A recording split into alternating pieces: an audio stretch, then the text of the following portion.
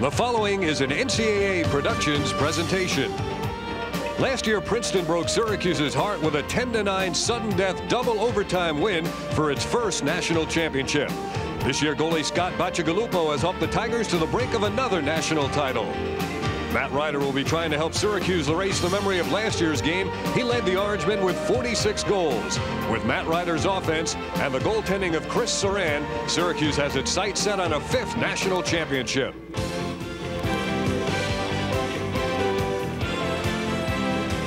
From the University of Maryland at College Park, it's the NCAA Division I National Semifinal.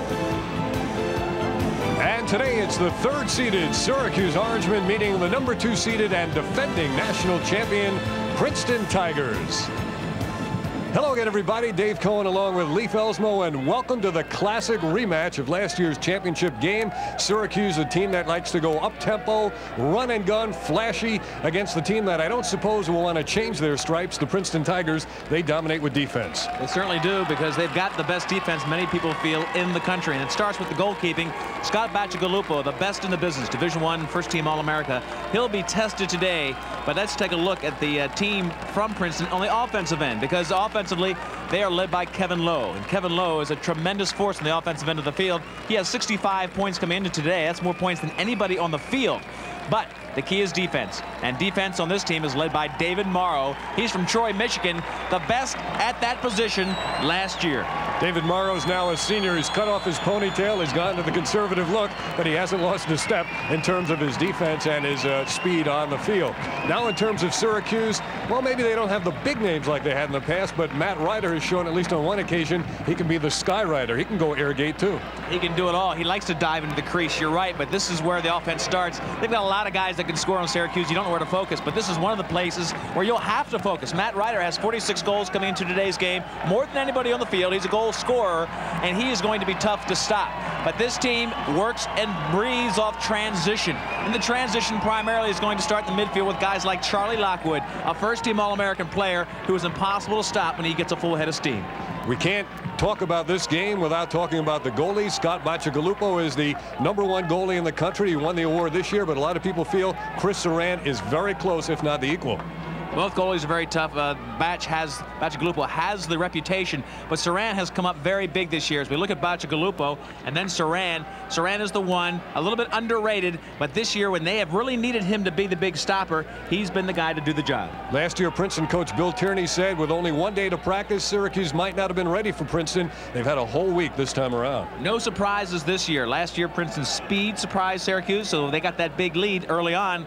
This year, Syracuse knows all about them, and they want another shot. One more thing about Syracuse, they have a tendency to take a lot of penalties, and they've dodged the bullet numerous times. Can they afford that again? Probably not. Today we'll have to find out, but no mistakes on the Princeton end of the field. They like to get the opportunity to take advantage of mistakes the teams give them. We've got perfect conditions as Syracuse and Princeton vie for the right to meet North Carolina in the National Lacrosse Championship. We're coming back to College Park right after this.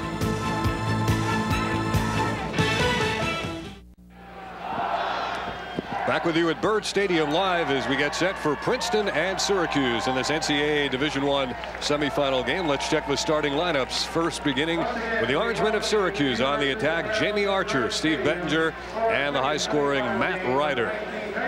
In the midfield, John Bard, Charlie Lockwood, and Andy Pusha.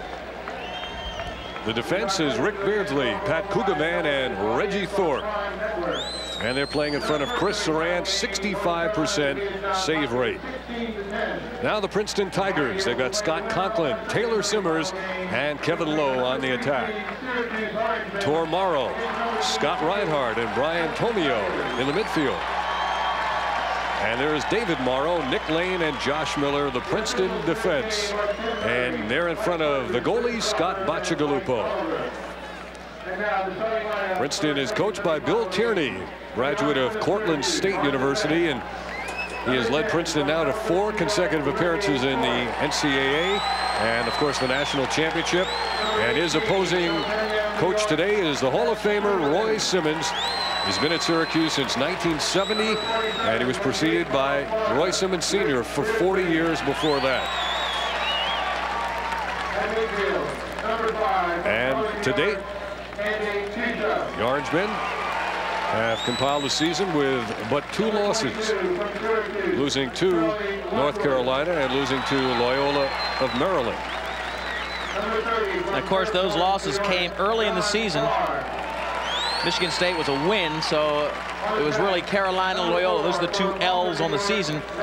And Syracuse will tell you that they don't get a chance to practice because of the weather up there. They hardly get outside till that first game hits them. To go down and play Carolina is very difficult. They got 2 L's early on. Here, as we look at Princeton, tough game against Carolina, a 7-5 game. That's their only loss.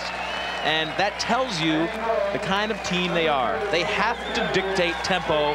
They need this game to be in single digits or very close to 10. If it gets into big double digits, it's all over for Princeton. Bill Tierney also mentioned that he thought this Syracuse team might be a little more, well, friendlier to one another. They don't look for anybody in particular, and nobody is all that concerned with his. A little more unselfish, no question about it. They used to have Marichek, the Gates, focal points on offense. Very special players. This year, great players, exceptional players, but more of a team concept and a team that is really focused on not revenge for revenge's sake, but they want another chance to beat Princeton.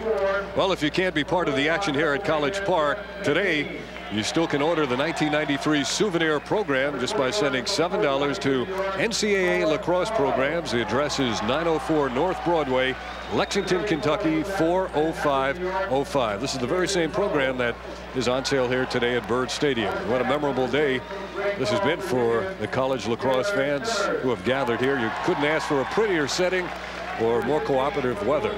Let's do a little bit of sketching on team attributes, what kind of style you're going to see here, Dave, because that's a big part of what we're going to watch. Princeton is the classic team. This is a team that plays position and plays patience on defense. They wait for you to make mistakes. They don't make very many mistakes. Syracuse is an exciting run and gun Houston Oiler type team, a team that likes to step up the tempo, a team that likes to run, and a team that plays high risk defense. They're going to go out and get the ball. They're going to give you some chances to score because they play the high risk. If you score 15, they think they can score 20.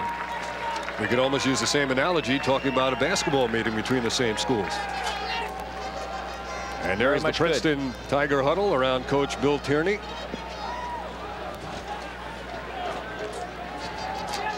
And there is Scott Bacigalupo leading the Tigers onto the field. His opposite number is Chris Surran. Well, we'll be talking about tempo the whole first part of the game, the whole game for that matter, because that's what it's going to be a struggle of. Princeton has to control it, has to slow it down. The funny thing about them is they can run. They are fast, but when they get the ball, they want to take some patience, keep it out of the sticks of Syracuse, and keep them from that transition game that Syracuse does so well. Each team lost a high score at a graduation. Justin Tortolani for Princeton and Tom Marichek for Syracuse. But they've come back reloaded, and here they are playing for the right to meet North Carolina in the championship game. It'll be a great one to watch, and we have a lot of folks here to watch it. Over the years, Roy Simmons has often remarked that a lot of teams have had the benefit of watching televised Syracuse games to scout the Orangemen, and now he feels things are equaling out in the sport. He's had the opportunity to watch many other teams play. Princeton and Syracuse have not played during the regular season in last couple of decades, not since the 70s, but they would like to schedule one another. Last year's game, sudden death, double overtime at Franklin Field in Philadelphia. Paul Murphy to face off for the Princeton Tigers. And I think as the game goes on, you're going to see Paul Murphy not taking as many face-offs. Jason Buttles will be spelling him because Tierney wants Murphy to play a little bit of offense. Andy Kusha was out for Syracuse, and the ball is taken down by Tor Morrow. Now we'll look at Princeton on offense for the first time, and we'll try to set the defensive matchups for you. There's an unforced error, the ball that is heading toward the sidelines. It does not make it out of bounds. Pat Kugovan has it for the orange-shirted Orange man. Here they come upfield with Rick Beardsley, the speedy defenseman. Well, the first pass went to Scott Conklin, the guy who really doesn't have any experience in pressure games like this, and he just didn't handle it, took his eyes off it. This is Charlie Lockwood now, signaling for his defensive man to move across midfield and bring another short stick on. Lockwood likes to go to his left. He goes right, fires it wide, backed up by Jamie Archer. This midfield has Kusha, Lockwood, and Barr. That trio, two seniors. And Lockwood, the junior, first-team All-America. Barr doesn't get a lot of publicity, but well, don't say that. Close to unstoppable. Yeah, here don't say that to the the coaches, because the coaches know exactly what this guy's made of. And Tierney fears this man, John Barr. Most coaches do. He is a very capable player. Here he is, isolated outside. Barr slipping and losing, and the takeaway. And back come the Princeton Tigers. Andy Hubbard feeding down into the box. They go behind. Hubbard playing the short stick on that defensive midfield unit of Higgins, Murphy, and Hubbard. Now this time they go back and they pass it to Lowe, who has the experience in the big games. He very quietly controls it, and they set up their offense. Already you can see the patience of the offense. The tempo slows down. There's Scott Reinhardt, who comes from Syracuse, West Genesee High School graduate. That's a very prominent name in the sport from the Syracuse, Central New York area. The challenge for Syracuse, one of the challenges will be to not get too excited about this slowdown in tempo, not to go out and push for possession and cause mistakes that would break down the defense and give tough shots on Surran. Tormaro with it, sending back behind, and here is the patience as Kevin Lowe controls against Rick Beardsley. Beardsley regarded as the best defenseman on the Syracuse team, only a sophomore, but tremendously talented. Well, we're 2 minutes into the game. Hasn't really been a scoring opportunity yet.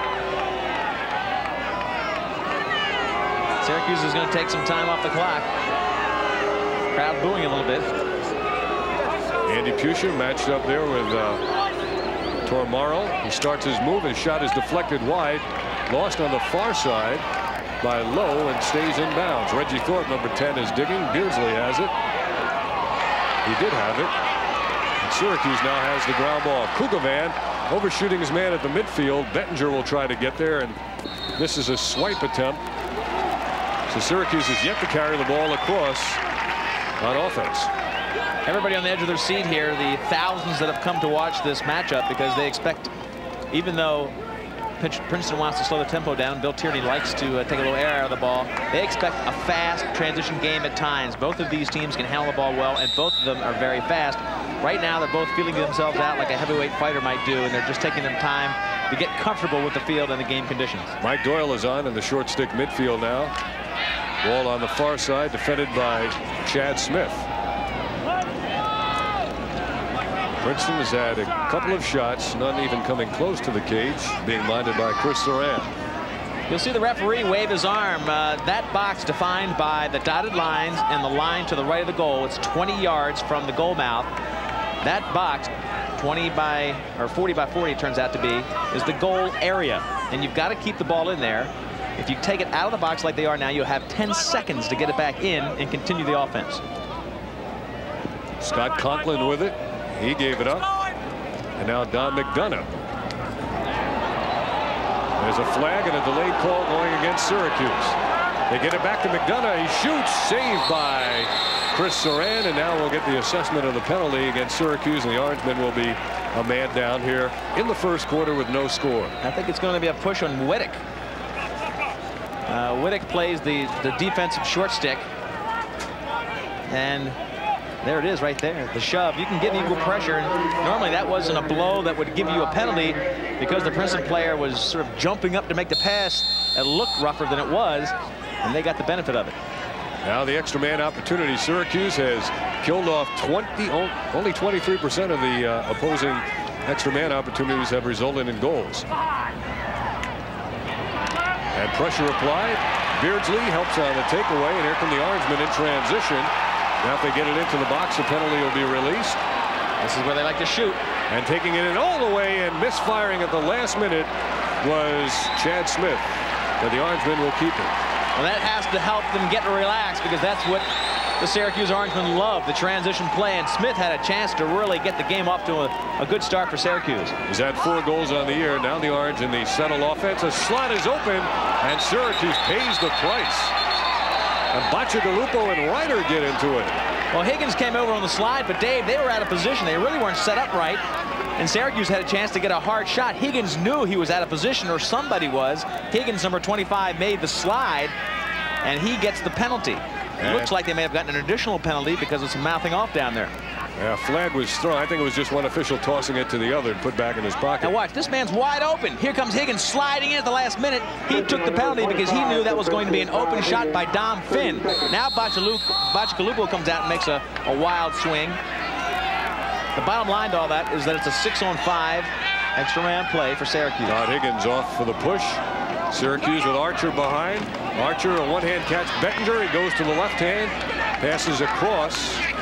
Archer again, the dealer from behind. Archer being pressured back there by Nick Lane.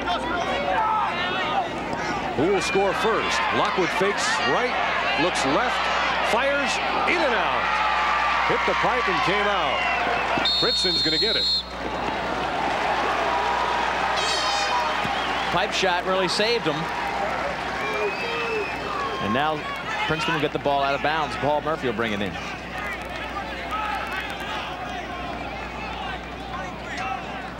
Syracuse heads on Hans Schmidt. Out of your picture now. He's at the midfield area. Easy to spot with a big knee brace. In the meantime, you're looking at Paul Murphy facing a ride.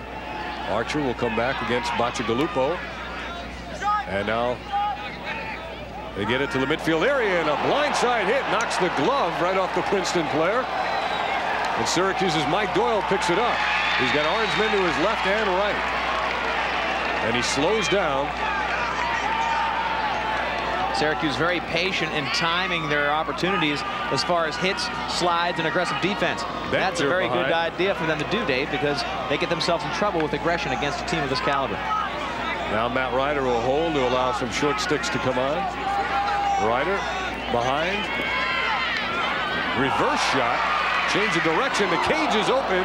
Ryder's in pursuit. Bacigalupo's out of there, and he can't find a man to feed. Now Archer. Nobody comes down the slot for Syracuse. Archer doubled. Archer in front, saved Bacigalupo. Not a great shot. Triple team. Higgins came there at the last minute. They had 3 long sticks against them. Princeton getting away with a triple team. Syracuse has to move the ball. Tormaro gets it down. Played nicely off the turf on the short hop. Charlie Herrick. Second midfield on for Princeton. They go way outside the box again. Well, we have played over 6 minutes and there is no score. So this is a Princeton style game. No question about it. Single digits favors this team. Mark Fietta is on defending now for Syracuse. Back outside with it is Scott Reinhardt. Reinhardt got the step and the ball rolls in. Reinhardt's considered their best midfielder. He has a fractured leg, missed a bunch of games, but he came back for the playoffs and is making a big impact. So the Syracuse native scores against the hometown team. Princeton 1, Syracuse nothing. We're back after this. Back with you live at Byrd Stadium. Dave Cohen and Lee Felsmo. The NCAA Division I semifinal game. Princeton gets on the board first. Scott Reinhardt from West Genesee, right outside of Syracuse, comes down and shows his speed. When he is right, he might be the fastest guy on the field and gets the first goal of the game against Surran. Just plain speed, beating the defensive midfielder. They cleared out for him, and a great way to start the game. Patience for Princeton. They took their spots and get the first goal. Bill Tierney told us he hasn't lost any speed or agility or lateral movement. It's just conditioning. That's a factor for Reinhardt, who had a broken leg in midseason. That's the head coach talking. I talked to some other people on the team, and they think he's about 85%, which would only be logical because he really hasn't had the time for conditioning. So even at 85%, this kid is darn fast and a big, big addition to the offense. Lowe has it now for Princeton. Checked away from him, but can Syracuse come up with it with a big stick? They do for the moment. Now Beardsley behind his back. There's the flash of Syracuse right in front. Very dangerously. A Princeton man stepped in the crease. That play typifies the all-around play of Rick Beardsley.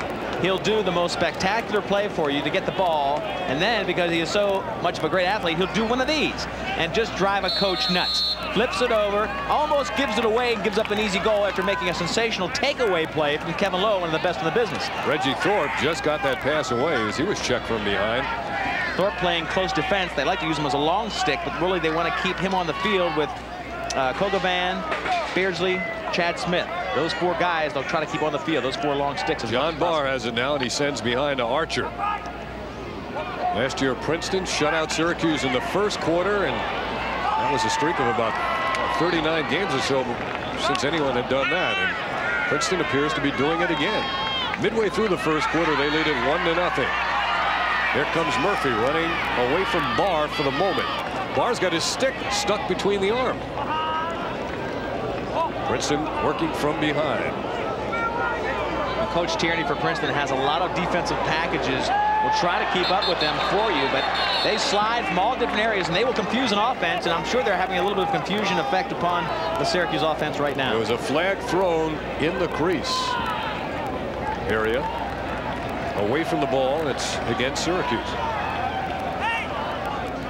Bill Tierney, and here, of course, Roy Simmons. Roy Simmons makes everybody else in these semifinals, coaching-wise, look like a rookie. He has been here so many times and has such tremendous success over the years. He won it in '83 with a tremendous come-from-behind win against Johns Hopkins. And then 3 times in a row in the late '80s, early '90s. Here's the extra man opportunity. Reinhardt again. That's just speed. We talk about the patience of Princeton, but we keep emphasizing the speed. And nobody exemplifies the speed of this team more than Scott Reinhardt. Surran is getting one-on-one shots. Watch this quick move to the right. The slide came too fast to stay with him, and now he's right in front of the 6x6. He's got the full 36 square feet to shoot at and bounces it past Surran. Surran hasn't had much of a chance to make saves on the 2 shots by Reinhardt. Big goal for Scott Reinhardt, who again just came back from a leg injury just weeks ago. Bob Fazy out on the face. Murphy's going to get to it for Princeton. Finn and Ryder double teamed him. Now Morrow having trouble picking it up. Fazy was there. It was off his stick. Princeton ball. Morrow did a smart thing. He couldn't get the ground ball. He waited till the player picked it up and then checked it out of bounds, giving possession back to him and the Tigers. Bill Tierney on the sideline. They put in a rule after last year. They call it the Tierney rule, that restricts coaches to a designated area on the sideline, and no longer during a timeout can a coach go on the field. The team has to come off the field to talk to him. Bill says he thinks it's a good rule, and he'll be proud to have it named after him. There's Brian Tomeo reversing his field and giving it up to Tor Morrow. 2-0 Princeton. Morrow gets the step on Doyle, coming back the other way to try the left hand, smothered. And now Syracuse That shot's going to be trouble, and Dave, here comes the transition they love. This might get them uncorked. And then again, it might not. The team definitely looks tight. I'm telling you, Syracuse looks a little tight. As the game goes on, this could become a serious problem for them. They need to loosen it up and get into their offense. This team does not do well when they have to stand around and think too much. Not that they can't think, it's just that they are a reaction team, a transition team, a thoroughbred running gun team. And when you sit and get into a cerebral game, they are out of their element. Jeff Schuessler overshot his intended receiver there, Chad Smith. There's Bacigalupo out of the cage. Nick Lane, crossfield. Ryder is trying to intercept. It's over his head. He stays onside. And here comes Princeton.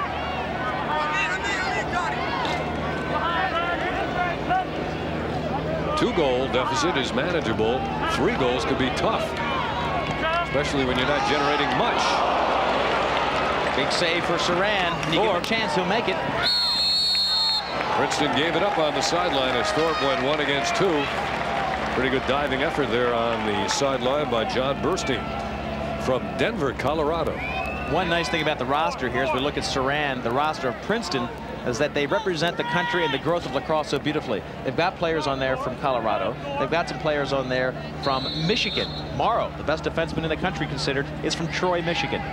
Florida as well. Now here's Surran on a journey up near the midfield line. Don Finn had a chance to win the game last year in overtime. Normally a great finisher. Now behind, Archer feeds in front. Syracuse can't put a stick on it. It was Roy Colsey missing. And back to play it is Mark Fietta. You just get the feeling, Dave, that Syracuse is trying to figure out the defense of Princeton, and that's what Tierney wants them to do. Hard shot. Roy Simmons talked earlier in the week about maybe putting some shots on Bacigalupo from outside if they pack that zone in, but it doesn't look like a zone now. No, the big problem they're going to present for Syracuse is their slide package. They have a lot of different slide packages. You don't know where they're coming from. They're aggressive slides, but if you don't know where they're coming from, it's hard to take advantage of them. Archer's pass was into a crowd and taken away by Princeton. And now here they come back with Hubbard. I'll tell you, if I'm Roy Simmons, I'm thinking to get my team on track, this is where it starts, on this end of the field. Number 3, Roy Colsey or Don Finn, get them the ball down here and let them start a full-length run of the field and get that transition game going. Well, right now we're watching history repeat itself. 4 minutes to go in the first quarter, and Syracuse has not scored. I think last year was a little bit different, though, because they came out in an explosive fashion. Princeton scored a lot of goals and a lot of running early on and then slowed it down. We have an offside called at the midfield stripe against Princeton. That might have been a substitution area, the box area, where a player stepped off. Fietta shoots and scores. Mark Fietta puts Syracuse on the board. It's 2-1 Princeton. Perhaps Bacigalupo wasn't expecting that shot right then and there from that man, but it's a 2-1 game, and we're coming back right after this. Syracuse is on the board, getting a goal from an unlikely man, Mark Fietta. Mark Fietta normally just carries the luggage for Colsey and Finn, but this time he gets open and takes a shot, his 10th goal of the season. Just shows you that this team can't be focused on. You don't know where the offense is going to come from. Big goal for them to get them on the board, because that 2-goal to a 3-goal lead for Princeton would have been very, very tough to overcome, only because they slowed the ball down so beautifully. So it's a 2-1 game, and Andy Pusha out to take the face again for Syracuse against Paul Murphy. Pusha wins it. Syracuse can score in a matter of seconds after winning a face-off, and here's Pusha coming back. Lockwood has it. Coach Tierney talked about Pusha. They're going to have to defense him differently than most, because he likes to pick it up quickly and make the transition play right away. So he wants to defense him as a breakaway face-off man. Matt Ryder is not on right now for Syracuse. There's Lockwood trying to draw the double team, or Barr, that is. And Barr fires and he scores. John Barr, and there is Ryder backing up. John Barr has tied this game up at 2-2, and now you might expect to see a little difference in the Syracuse team. Well, I tell you what, you notice where both of those shots came from? Look at the shadows of the players. The sun at this time of day is becoming a big problem, and it's coming right over the shoulder from the shot. And that's what's hurting, I think, Bacigalupo. It's the worst place to be for a goalie at this time of day. Take nothing from Syracuse, but they're playing that beautifully by shooting out of the sun, and John Barr's got a great one. Little nifty move to the left. Now he accelerates. He's got a step on his defense, and shooting out of the sun makes it very tough against for Bacigalupo. After the face, Princeton won it, but a great wrap check knocked it free for the Orangemen, who now seem to be playing with a little bit of extra confidence. We have a call as Syracuse went into the box, and we have a timeout taken by Syracuse. I think possessions are so valuable in a game like this. Roy Simmons wants to make sure. Chance to go up early in the game on Princeton. Timeout with 2:58 remaining in the first quarter. Well, we know that a lot of groups from around the country are enjoying this lacrosse game in places like Portland, Oregon, Houston, Texas, and Tampa, Florida. We'd like to hear from all of you folks who are watching today's action. So tell us where you're watching. Drop us a line. Care of NCAA Lacrosse, 6201 College Boulevard, Overland Park, Kansas. Dave, you ought to give him some reason, like give him a free dinner with you or something. If you send in a letter, call up Dave at his home up around the Syracuse area, and he'll take you to dinner. There's the Princeton Tiger band. Well, those 2 goals, especially the second one, John Barr against Bacigalupo. Good crowd here. Couldn't be any better weather-wise, and everybody's taking advantage of it. But John Barr shoots out of the sun. Again, that's not a demeaning comment. This guy is a very talented player, but I think Bacigalupo makes at least one of those saves in those last 2 shots if he doesn't have the effect of the sun in his eyes. Very smart play by Syracuse, and they're going to be a lot more comfortable now playing with a tie game. Casey Donegan, who wears number 1, the smallest of the Orangemen, is on now. That could have been the reason also that Princeton was holding the ball maybe more than They might have. Just try to get the Sun, get the goal. Lockwood fires, and he scores. A screen shot as they beat Bacigalupo. Lockwood popped off, went behind the screen. And 3 shots in a row from that same spot with the Sun over your shoulder. Lockwood this time plants himself over there. Sun's over his shoulder, and a nice hard shot beats Bacigalupo. Far to Lockwood, and the left-handed shot does its job. Making goals while the sun shines. I'll bet you in the last 2 years, I bet you there haven't been any games where 3 shots turned into 3 goals against Scott Bacigalupo. Certainly not as quickly as that. Now the face again. Bob Fazy out for the Orangemen. Run down and redirected, and a jumping stop made by Bacigalupo. That was a pass back to him to get the team started. Now here comes Princeton in transition. 22 is Brian Tomio. Syracuse 3, Princeton 2. Well, one way to confirm how much of an impact the Sun has having on these players is to see what Princeton does when they get the ball on the other end on next quarter. Tomio still with it. Crowd wants a warding off call. His offhand was pushing the stick away at Fazy. Beardsley is the defender now. He tried to go around with a stick. That draws the flag against Kevin Lowe. So here's another example of Syracuse with their aggressive style. They take those penalties, but for the most part, they dodge the bullet. Kevin Lowe is very tough to wrap check on. He's a big player, 6'1", 175, very strong in the legs. And this time Beardsley gets wrapped up in there, doesn't let that check go. If he lets that check go and stays right behind him, he doesn't get the call. But he stayed on the lock, and he locks down that check. He's going to spend some time in the box. Now here's the extra man opportunity for the Tigers. Reinhardt is on. He has both of the Princeton goals. That was intended for Reinhardt, intercepted, but loose in front, and there is Surran with great athleticism. Pulled that one down. He overshot the man on the sideline, Chad Smith. Transfer from Army, and Princeton gets it back. Not a great move by Kevin Lowe because he tried to, tried to skip a man and go through 3 defenders to get the ball out front to Rhino. Now Reinhardt can get the ball, but it's really a risk, a high-risk pass that you don't normally see Princeton do. They're not a high-risk team. Again, Lowe directs from behind. He has it in his stick now. Tormaro on the near side. Reinhardt's the point man out front. In the standard 1-4-1 offense. The cutter through, played man-to-man by Syracuse. Now they're back to even up. Did you mention that, Dave? Teams are at equal strength in the final minute of the first quarter. Syracuse 3 and Princeton 2. All the other Princeton players have moved, you see, away from the crease area, creating an opportunity for a give and go like that. And a great save by Surran. That was all by design. Move everybody out of the way and allow that give and go opportunity. Beautiful job. They worked it to perfection. John Burstein, the senior out of Colorado, and Kevin Lowe working 2-on-2, and I think they liked Lowe against Reggie Thorpe. Beardsley was off the field. So now Burstein comes inside for the give and go, gets the ball, and how about that for a big-time save? And it's not only that initial save, but play your own rebound. Princeton again with it now. Here's a move by Reinhardt. He's yet to be denied, and that's a pipe job, and the rebound comes out to Syracuse. They look to move in transition. Wittick legging it across. Wittick now putting it in the shooting position, gives it up to Donegan. Donegan can't keep control of it, and Bacigalupo has it. Upfield he goes. Princeton moving in transition. Will they take it right in on the cage, or will they slow it down?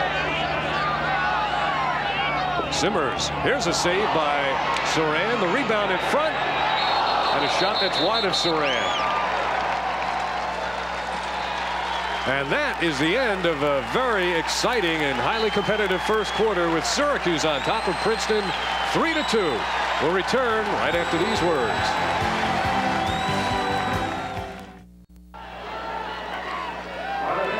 Well, the featured players have yet to be heard from in terms of offense. Scott Reinhardt got the first 2 goals for Princeton. Then Fietta, Barr, and Lockwood came back for Syracuse as we begin the second quarter. 3-2. The team in orange in the lead. This is Princeton with the ball. Paul Murphy legging it behind where Lowe is ever present. Let's see if they work that Sun. They feed the crease. A man coming on in a hurry, and he beats the Syracuse goalie to tie this game. What a sensational play that was, as Jason Buttles, racing on, unimpeded, got the feed and the tying goal. Jason Buttles is one of the great-looking freshmen that Tierney has in there from Manhasset. And again, he's coming with the sun on his back. He comes charging across, looking for the feed. Murphy finally gives the ball up to the attacking Kevin Lowe. Now Lowe spots Buttles charging across. He immediately gets it out to him. And with the benefit of the sun at his back, that hard bounce shot, the last 4 goals of this game have been in that general same area, within 5 yards of the same spot. Syracuse wins the face. Here comes Andy Pusher. He feeds it in a Reiner, and Bacigalupo comes up big. Behind the back shot will give Syracuse the possession. Well, folks, that is why this man is the Division I first-team All-American player. That was an unbelievable save. It didn't look maybe as dramatic as it was, but he had no reaction time left. That shot was at close range on close to 100 miles an hour. Is that a guess, or is that instinctive reaction? I think in that instance, because he didn't have to move much, it was all reaction. Here is Ryder. Hasn't scored yet. Archer hasn't scored yet. 3-3 game. 1 minute into the second quarter. Archer. I'll tell you what, Dave, Ryder has Morrow on him, and I don't think he's going to score much. Morrow is sensational.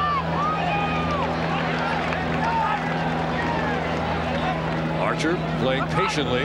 Now they've freed him up. Now Morrow is still on him. Here's the matchup. Ryder against Morrow. Look at Morrow down in the crowd. Syracuse goes way outside.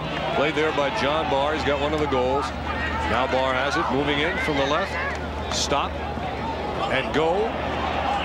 And a fake, and Barr gets it again. And he goes low, and it's deflected. And Dave, the reason Barr is very active and he will be dangerous is because Higgins, the long sticks defenseman, the very talented number 25 for Princeton, is playing against Charlie Lockwood right there. Lockwood gives the ball up so that Barr can go against the short stick. Barr, they look for that screenplay, a man popping off again, but they couldn't hit him. So Syracuse showing extreme patience. Here comes Ryder against Morrow. What a matchup. Took one on the head. So it's a free shot coming for Syracuse. Ryder. Morrow can't believe it. He doesn't think it was a good call. Of course, lunge. I guess nobody who gets a foul call usually agrees, but Morrow disappointed that he got that slap check to the head called on him. Extra man play for Syracuse. First quarter stats, look at the faceoffs. Princeton doing a good job there throughout the first part of this game. Ground ball, Syracuse likes to lead in that category for transition and save. Syracuse, Surran being put to the test twice as many times. Nobody scoring an extra man at this point, so here's another chance for Syracuse to light it up. Right and close. Ryder couldn't get it, neither could Finn. The goalie has it, Bacigalupo. Bacigalupo made 2 diving attempts for it, where most goalies wouldn't even think about that dive. Again, his reaction time is incredible. That's Josh Miller with it, 35. And we get a timeout here, being taken by Princeton. One of those possession timeouts. They had the ball, they're a man down, they want to make sure they keep it.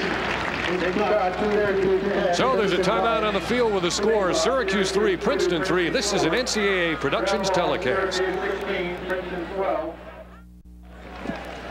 Back in the first quarter, Syracuse took a timeout and ended up scoring right after it. Princeton now, in the 3-3 game, has taken a timeout. And they'll start with the ball out in the midfield area, but they're bringing Kevin Lowe out to get it. The great attackman. And Beardsley's getting ready to defense him. So that extra effort on the dive of Scott Bacigalupo. Here we go, 3-3 game. Working out of the sun. I'm going to keep talking about it because I really think it's an impact, having an impact on those goalies at that end. Let's see, the last 4 goals in the game have been scored at this end. And in that same general area.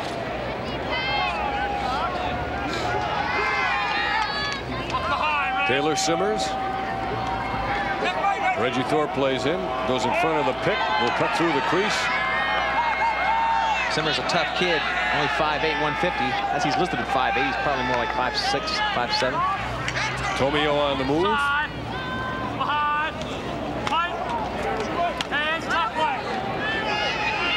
The screen was set up there momentarily. It's tough to deal with the screen and the sun. Not a bad shot to take by Brian Tomio. He's out there. He's got the sun there working on Surran. Coach is probably yelling, go ahead and take it. Beardsley is on low. Beardsley has tremendous talent, a little more patience this year than last year, which makes him even tougher. Reggie Thorpe tried to come over the top against Simmers. The ball comes free. Princeton has it again. Low angle shot. Good save by Surran. And Reinhardt up front. They work it around beautifully. And it's knocked down by Beardsley at the defense. He knocks it ahead. And Syracuse is in transition now. Beardsley moving in toward the box. Beardsley will crank. And a save, Bacigalupo. Now he's in trouble. Beardsley has run the length of the field, and he won't have the legs to get back. Syracuse trying to hustle back. Hans Schmidt. And there's a high, hard shot by Lowe. Look out, he scatters some in the crowd. And that was a big opportunity, Dave, for Princeton, because Beardsley was caught down there. He was gassed. He was winded. The ball came back to Princeton on a fast break. They had a chance to shoot and hit the net. They just missed the 6x6. 3-3 game. Second quarter. Changing midfield, so they're just trying to slow it down a little bit as the fresh legs come on. This is Jason Buttles. He scored the last goal that tied the game. Well, Princeton has killed off the momentum Syracuse had when they scored 3 in a row. This is a midfield made up of McDonough and Buttles, both freshmen, with Charlie Herrick, this senior with a lot of veteran experience. Syracuse's defensive midfield is on. Schussler, Whittick. And the long sticks on Schmid. There's a little weave by Princeton, and that was a pass that ended up becoming a shot. Saved by Surran, and here come the Orangemen in a full gallop again. Reggie Thorpe brought it over. He'll head back. Now Ryder. I'll tell you, they look a little reluctant to run. That was a good opportunity where normally Syracuse, let me tell you, you watch them a lot. You see them up there at Syracuse very many times, and usually in that kind of situation, they're going to keep pushing that tempo and go for the fast break. Archer being denied entry to the crease area. And talk about being denied, Morrow is shadowing Ryder and trying to really deny him the ball. He's playing a very, very close, tough defense on Ryder. Here comes Finn. He makes the move. He draws a triple team. Somebody's open, and Colsey misfired. Defensive breakdown on Princeton. They left Colsey wide open. He just missed the goal. Well, they tripled on Finn, and he found the open man. Now Colsey outside to play it. Gets a step, switching to the left hand. Here's a shot to score. Upper left-hand corner. Let's correct. That's Fietta who scored. Mark Fietta shoots left-handed, diminishing his angle from the left, from the goalie's right, but really hit the mark. Tremendous accuracy. Fietta, sophomore, with 9 goals coming in, having a pretty good day as he beats the midfielder out front. Just takes that left-handed shot. He wanted the left. Beats the best in the business, Scott Bacigalupo. It's only the second time this season Fietta has scored 2 goals in a game. And that's that second midfield. Putting a lot of production in today. Fazy and Finn. From Lockwood. Finn's going to get it. Going behind the Thorpe pick. He slipped as he passed, but it's played by Chad Smith. Now Smith contending with Morrow to the far wing. Shot, save, Bacigalupo. Syracuse trying to harass Bacigalupo, who comes out now. The cage is open. They have a lot of trust in their defense, but did they get it across in time? They did not. You've got 10 seconds to get it out of your own defensive area. That little area defined by the heavy white stripe. That's 20 yards in front of the goal. You've got to get it in there toward midfield in 10 seconds, and they didn't do it. So credit Syracuse with defensive pressure in a 4-3 game. The Orangemen come back. They shoot low, and they shoot it in. That time it was Colsey with a bounce shot. Well, this midfield is absolutely eating up the Princeton defense. Colsey, Fietta, Dom Finn getting a lot of pressure, and they are really making a big mark on this game. 5-3. Colsey's got tremendous talent. Here he beats the defense, Murphy. One quick step to the right. The slide comes late. The slide you saw coming over by Andy Hubbard. Not enough to get Colsey. Third-team All-American as a sophomore now. He's third-team All-American as a freshman. Andy Pusha on the face-off. Ball comes toward Murphy, and Murphy's still not able to control it. Will he get control? He covered it up and carried it out. See Taylor Simmers knock him down. Taylor Simmers right there, number 6. We're talking about 5'7". Leaf, this being the second game of the day, and later in the afternoon the sun has baked the field, and the area in front of the cage, I would guess, has got to be a little thinner, a little harder, so a bounce shot might be a little tougher to contend with. It's true, though, which is really maybe what the goalie would rather have. They know if it's a hard surface where the ball is going to bounce. It's a true bounce.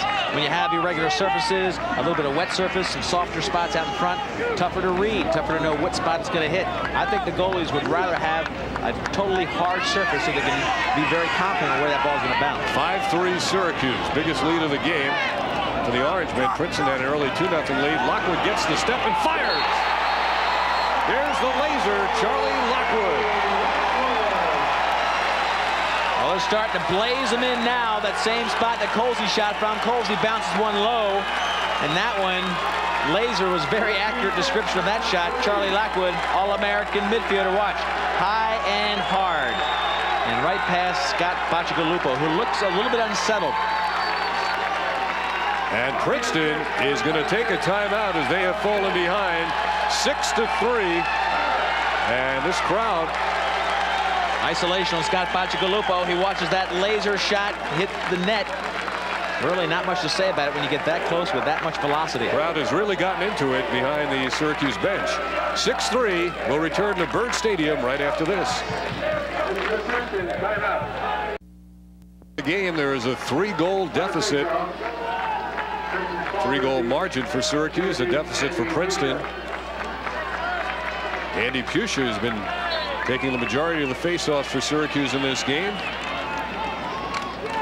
And he gets the ball back. Well, one thing's for sure, I can't talk about the sun in those last 2 shots. Those are just great shots for the goalie, from the goalie, or to the goalie's left side. Pusha gets the pass away as he's hit. Bettinger outside now. Reinhardt got the first 2 goals for Princeton.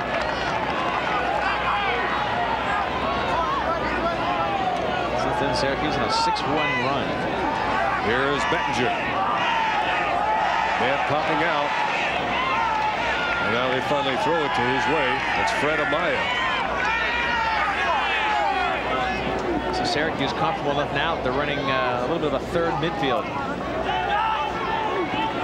Amaya, there's that pop-out play, and Ryder's shot is wide. Back up. Here comes Princeton now. From behind, Archer tries to check it away from Nick Lane. Unsuccessful. Nick Lane, 6'3", 195, a sophomore who really has done a great job along with Josh Miller. There's a nice 2-on-1, and they fire it wide of Chris Surran, who hasn't had anything to do in the last couple of minutes. Princeton has really been missing the cage a little bit here since those first early moments of quarter number 1. Well, also Princeton now is kind of caught up in Syracuse's style. Kevin Lowe, played by Beardsley, gets in front of him. He was held. Calling hold on Beardsley. I thought he did a pretty nice job. Kevin Lowe is a tough one to handle. Again, 175, 180 pounds, 6'1". Look at the strength in Kevin Lowe's legs, and that's where he gets all his strength for driving. Beardsley just rides him into the crease, gets called for the hold. There's a 1-on-1 move with Lockwood defending. 22 against 22.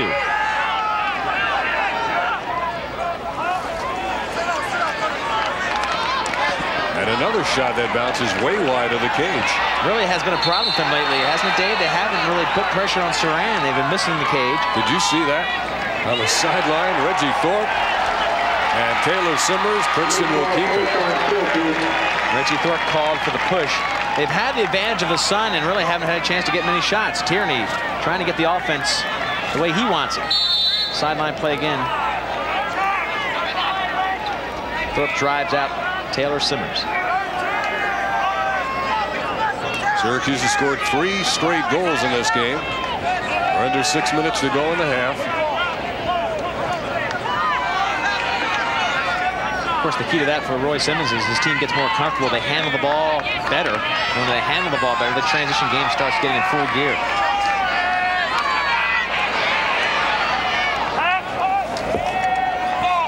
Ball goes into the stick of Simmers.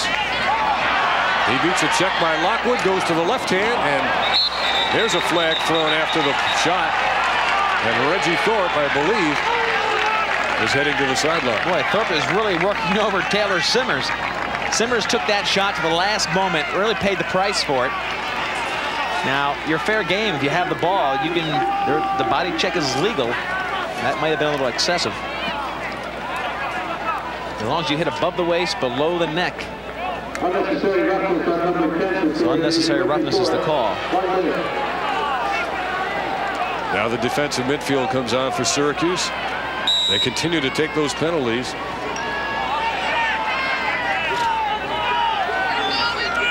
Princeton has to make them pay for it. They need one here. They really haven't had a good shot in the last 10 minutes.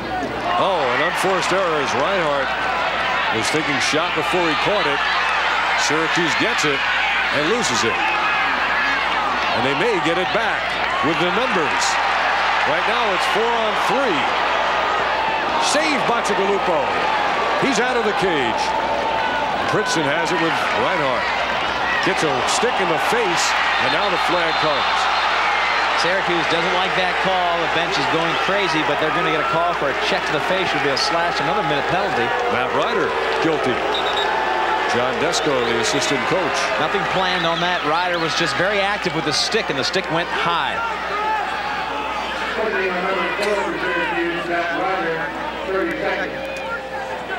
Syracuse had a 4-on-3 break. Bacigalupo, another big save. Or was it Finn who got him? Finn or Ryder, but they have a timeout taken by Syracuse. So we've got 4:47 to go in the first half. Syracuse on top of Princeton, 6-3. We'll come back to Byrd Stadium in just 1 minute. Playing for the right to meet North Carolina in the championship game. Syracuse and Princeton in a rematch of last year's championship, and this is a semifinal record crowd of 21,529. And you hope they brought their suntan lotion, the sun blocks, because there's been no cloud cover whatsoever. Absolutely perfect day to be here. Now Princeton very, very stale in the offensive end of the field. They haven't had a good shot lately. Here's one deflected. The rebound is in front. I think Kugelman got it initially. Beardsley has it now. He looked to the goalie for help, and now he fires it way down the field. Bacigalupo is going to watch it go across the back line. Fietta back there. He's beaten him twice with goals, tying a career high, I might add. So Beardsley just buying some time by sending that ball downfield. Very important for Syracuse to have this lead early on, Dave, because last year what happened, they got, of course, behind early, and Princeton's a very difficult team to come back on because they've got that great defense. They have to expend a lot of physical and mental energy to come back. Now they have a 3-goal cushion, and Princeton's in that position. Princeton has had their chances. They have really gotten tight. They're not handling the ball very well. They haven't taken any really good shots in the last 10, 12 minutes. Kugelman and Beardsley helping out here on defense. Syracuse really challenging them. And they look much bigger, at least this matchup right now.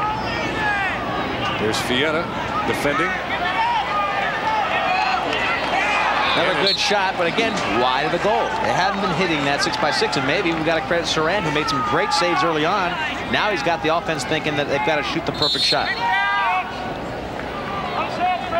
Beardsley against Lowe. Here's one of your great matchups. And Beardsley showing patience. He usually wants that takeaway check, and he may grow into that kind of aggression as the game goes on. But right now, he's being a very patient, waiting for that stick check. Think he'll take a penalty here? It's moved.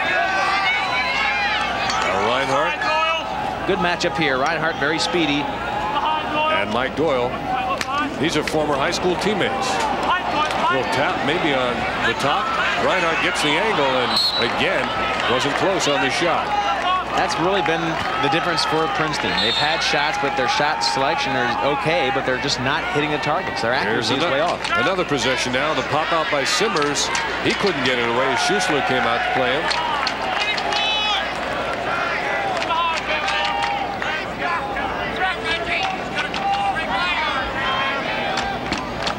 I have to credit Syracuse by showing great patience here on this defensive end. This is not characteristic of them. It's really paid dividends. They're not being overly aggressive. Tormaro spins free, and that one is stopped. Something hit the pipe. It was either the stick of the goalie or that ball. But Surran has been very difficult to beat, helped by some inaccurate shooting, and maybe he's caused it by being so tough to beat. Watch the ball go to our right, his left. Boom. He may have gotten a piece of it, but the save was made. And Beardsley was in to cover the wide side of the cage. Only 2:24 left in the second quarter, and Princeton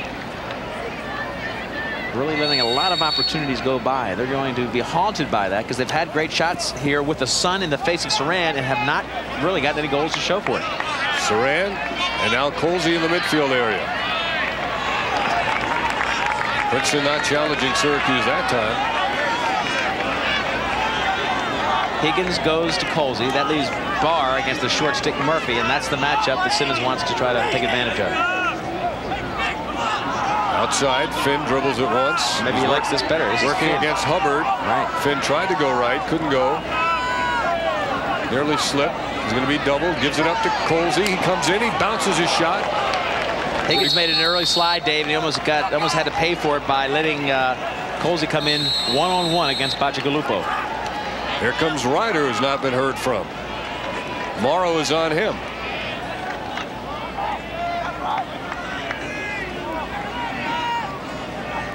Barr sets the pick.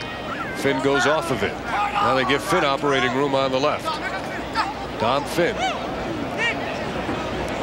We'll give it up to Barr. John Barr. Archer. Bacigalupo with a save on Donegan.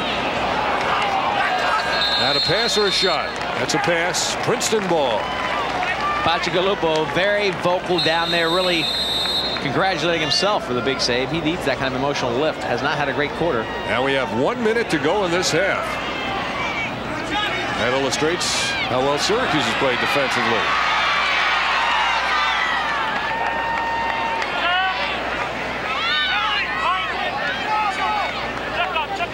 It's Charlie Herrick, 18. Now Simmers behind on Reggie Thorpe.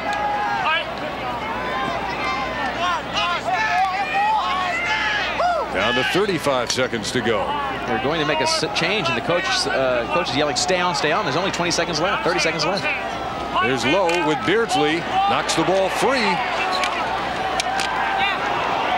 Scooped up. Redirected. Now Syracuse with 8 seconds to go. Make it 15 seconds. Surran is across. He's got offsides here. Nobody's calling it. There's the flag down. There comes Colsey. I thought it was offsides from Syracuse from my perspective. They only had 3 players. They only had 3 players back, including the goalie. Time is run out on the half. They're awaiting the call. And the teams, as you can see, are heading for the locker rooms. And so that is the end of the first half of this NCAA Division I semifinal, with Syracuse leading Princeton 6-3.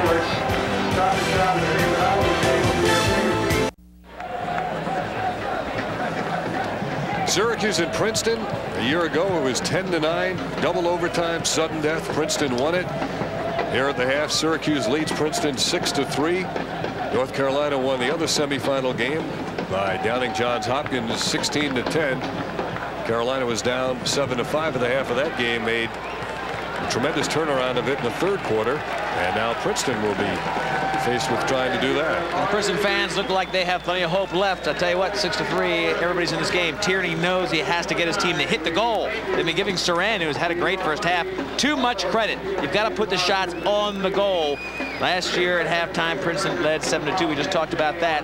One interesting fact about the first half, Dave, we've got 9 goals scored. No attackman has scored yet.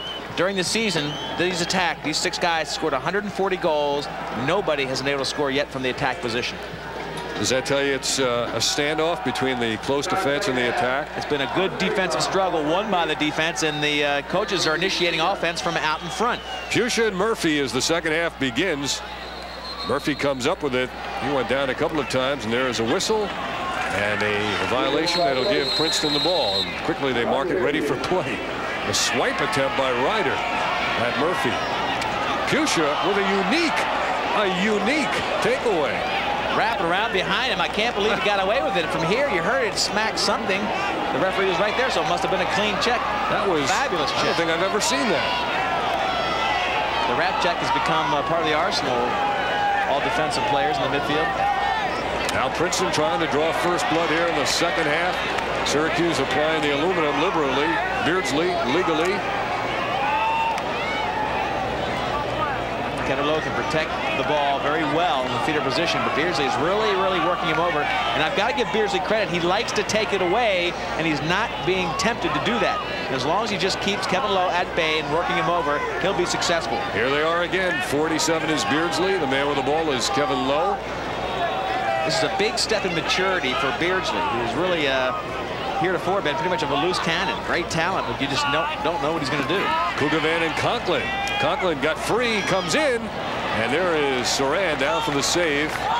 It stays in bounds on this grass field. Barr coming into play it off the turf. Nobody can outrun Barr in the open field. And now here's Lockwood. Trouble. Lockwood down the middle. He's got the ball on the left. He feeds and a shot to save. Bettinger against Bacigalupo. Princeton ball. Well, Bacigalupo went diving out and sprawled himself out just enough to nose out Bettinger. Now the man who is closest to the ball as it goes out of bounds on a shot gets possession for his team. Only on a shot, and that's why the dive by Bacigalupo.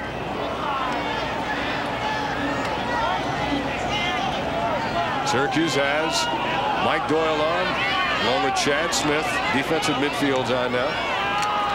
Tomio and Tormaro. There's a push. That's going to go against Mike Doyle, 23. Pleads his case, but it'll be to no avail, of course. All right, we haven't had an extra man goal yet.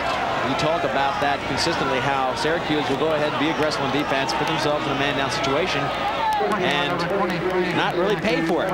So it's really the charge of Tierney and his team to go ahead and make them pay for this frequency of penalties. They've got to put one in the net. They start in a 3-3.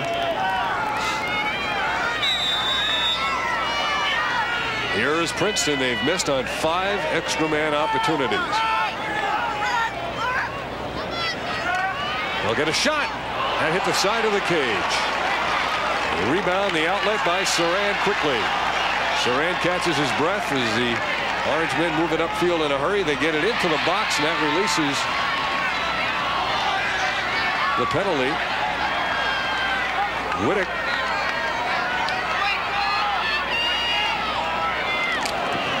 Loop behind. Ryder hasn't scored. Archer hasn't scored. Bettinger hasn't scored. There's a shot that Syracuse will keep. Well, go back up in your mind and think about the shot that they took on the extra man. It was Tormaro taking a right-handed shot from the goalie's left, which really gives him little or no angle. Again, Princeton not taking good shots. And I know that's not what Tierney wants. This team usually doesn't make those kind of mistakes. They know they don't have a million shots a game. They can't waste them. They've got to start taking better shots and putting them on the net. Here's Mark Fietta, who's tied his career high with 2 goals in this game. Going to Colsey and across to Finn. Tom Finn dribbled it and lost it and may not get a chance to get it back. Colsey mishandled. Beardsley has it, brings it across. Beardsley quickly gets it down low. Syracuse has numbers in front, and it's in. Ryder went up high, and he beat the goalie Bacigalupo down low. Unsettled situation. And Matt Ryder has given Syracuse a 7-3 lead, and he has now scored in 40 consecutive games. Bacigalupo a little bit stunned, and it was Ryder, unsettled, who beats Nick Lane. You'll see Lane on the sudden settle try to fill the crease area. Ryder goes up. Lane is looking to his left because he thought the feed was going to his left, and it stops at Ryder. Watch number 40 if you can see him. He looks to his left. He thought it was going to go through and hit another player. He didn't think Ryder could get enough air under him to catch that ball. Right through the legs, and now we're getting a stick check. The coaches can request a stick check, and if the stick is illegal, it has to be 40 to 42 inches in length, and it has to be 7.5 inches wide. It has to have a pocket not too deep so that you see air above the ball when you hold it up, and the ball has to be able to be dislodged easily. It has to roll out of the pocket, and they're looking at the curvature to make sure that's legal too. Now, this was probably on Ryder, and if this stick is illegal, that goal comes off the scoreboard, and that stick goes out of the game. And they're checking the curvature, and that's what they're not sure about. It's a little bit bent, which is one of the trends going on now in lacrosse. They bend it to give more of a... Oh, and they throw the flag, and that'll take the goal off the board. Ryder's stick is being thrown out of the game, and I guarantee you that that means this team from Princeton was waiting for Ryder to score before they asked for the stick check. And that's a 3-minute non-releasable penalty. The goal comes off the scoreboard, and you can just guess what that does to your team emotionally. Now Ryder's got it. Ryder has to pick up a different piece of equipment. He has to go over there and grab a different piece of equipment or make that stick legal. If it gets a different pole on it, whatever they decided was the deciding factor. Well, our information is that Tierney asked for it, but obviously, I mean, it's obvious to me that they plan to do this the whole time. Here's the penalty. The penalty goes up, and there's Ryder challenging the decision by the refs. But that was something that obviously Princeton had planned coming in. They thought that Ryder had maybe an illegal stick, and they wanted to wait till he scored before they challenged the legality. Well, as of yet, they have not taken the 7 off the board, and now they have. A 3-minute non-releasable penalty. And so, as of now, officially, he has not scored in 40 consecutive games. He's on 39 and still holding. So look what this does to the game. Instead of a 7-3 game, now it's 6-3, and they have an extra man. It could be 6-4 in a moment, a 2-goal swing. Now, let me explain something to you. If that stick was legal, then Tierney's faced with the challenge of calling another stick illegal, and if another stick was legal, he'd get a penalty against him that would put Syracuse up. And now Syracuse has to kill off a 3-minute penalty. There's a flag. Looks like it's going to be called on Josh Miller. Did that make any sense what I was telling you about? You get basically one challenge, and if you're right on the challenge, it doesn't count. If the challenge is wrong on a stick, and you challenge again and are wrong again, you are penalized. Ryder is still pleading his case. This is the penalty on Miller. Watch, he just kind of checks him back. I mean, you can go for the ball. Archer gets that call. He's happy. Archer, a very tough competitor who really had more numbers offensively for Syracuse in the playoffs last year than anybody else. Now let's see if Syracuse can score. Well, right now they're 5-on-5. There's a hard blazing shot that's wide of the cage. State police back there might watch out. They're about 20 yards off the field. Almost got nailed with that shot. So 5-on-5, a lot of green, and that really works well for guys like Lockwood. If he gets ahead of steam going, Colsey's out there too, and Dom Finn. This is a very tough midfield to defense with all this green out here, all this field, and only 5 players. And Syracuse will be in no rush. Your backups really don't happen very well with 5 players. I think this is a great opportunity for them to get a hard shot. There comes Lockwood. He fires, backed up by Bettinger on the near side. Now Princeton has their full 6-man complement down there. Don't forget, it's a non-releasable penalty for Syracuse. So right now, Princeton has the man advantage. They just need to get possession of the ball. They will try to double, but you have to be careful that you don't do it at the wrong time, because Syracuse will make you pay for it. Dom Finn has it. He'll draw the double. In fact, it may even be a triple. Finn carrying it outside. He had his stick checked away. Can't play without the equipment. Now on the sideline, Princeton with it. Todd Higgins, 25, Todd Higgins, tremendous stick for a long stick defenseman. 6-3 Syracuse. Again, Lowe has it. And Dave, 3-minute non-releasable gives you a lot of time to do all this and come back and still be a man up. Simmers goes to the far side. Now, the other beauty of a non-releasable, if you're a Princeton fan, is that you can score 3 goals and they don't release. Right. Tormaro out to Reinhardt, who had the first 2 Princeton goals. I don't mean to say you're limited by 3. You can just keep scoring. It's just a non-releasable 3 full-minute time serve. Syracuse has only been scored on 23% of the time. And now they're man down. They're in a 1-4-1. Reinhardt bounces one, and there's the big save by Surran. The quick outlet played at midfield by Lockwood with a head of steam. Lockwood is brought down from behind. That'll draw a flag. They play on, and Colsey left-hander saved by Bacigalupo. They almost scored man down. Colsey's mad at himself. He had a great shot at the far side. He could have put a little more mustard on it. He didn't, but a push on Morrow, and now even things up again. It'll be 5-on-5. Syracuse has handled this beautifully, and Surran so far is the hero. It all starts at the defensive end of the field. Watch Surran go down and just gobble this thing up. He has been sensational. Goes down and puts the stick up. Big save for him. And then on the other end of the field, Lockwood under a full gallop, and that he was pushed down by number 17, Morrow. Had time to dish it off, and that shot deflected by Batch. May have been the best pass of Charlie Lockwood's career. He's known for his shooting. So it's 5-on-5 again. Syracuse just making it impossible for Princeton to get any kind of good shot off. It's been that way since quarter number 1. Well, they've killed off nearly a minute and a half of the penalty. Now, again, 5-on-5. Lockwood racing. Archer is open behind. They feed it up top through the legs of Colsey. He'll get to it. Now they're back to a 6-on-5. Princeton will take their time and double team the ball. They don't have to. They'll get it out of bounds. We don't have the clock on the 3-minute penalty. He went off at 11:58. Do the math for me, Dave. So we're coming up on 2 minutes. So they've got about a minute, and they really haven't had. They tested Surran once. He made a big-time save.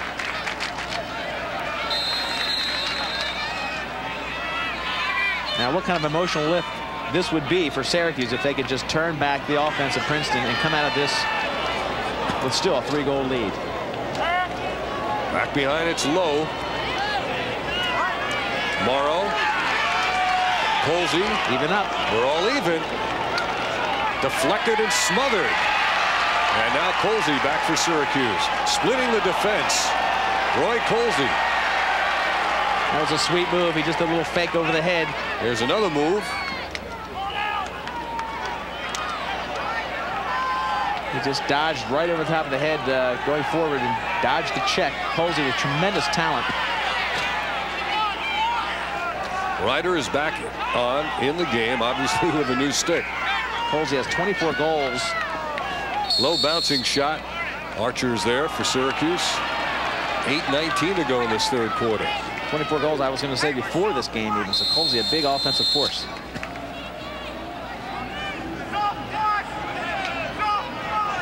Outside John Barr. That's not the matchup Syracuse wants. You got Higgins really working them over. They give it up. Fietta getting a step on Morrow. They feed in the crease.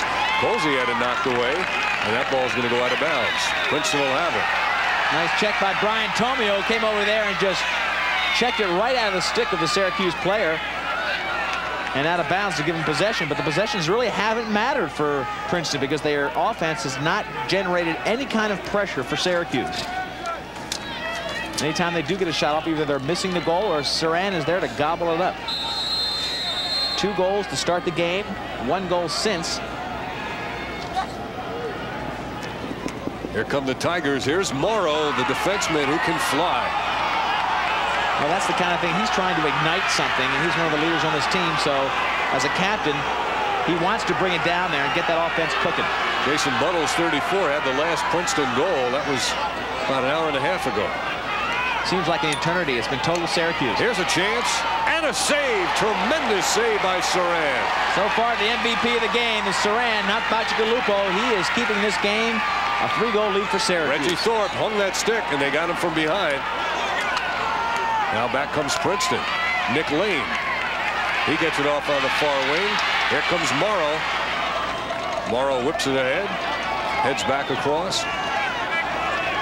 7 minutes to go, third quarter. We have not had an official score in this third quarter. I think Princeton should go ahead and try to move a little more on offense, not only foot speed wise, but go ahead and move that ball in the air to get something going.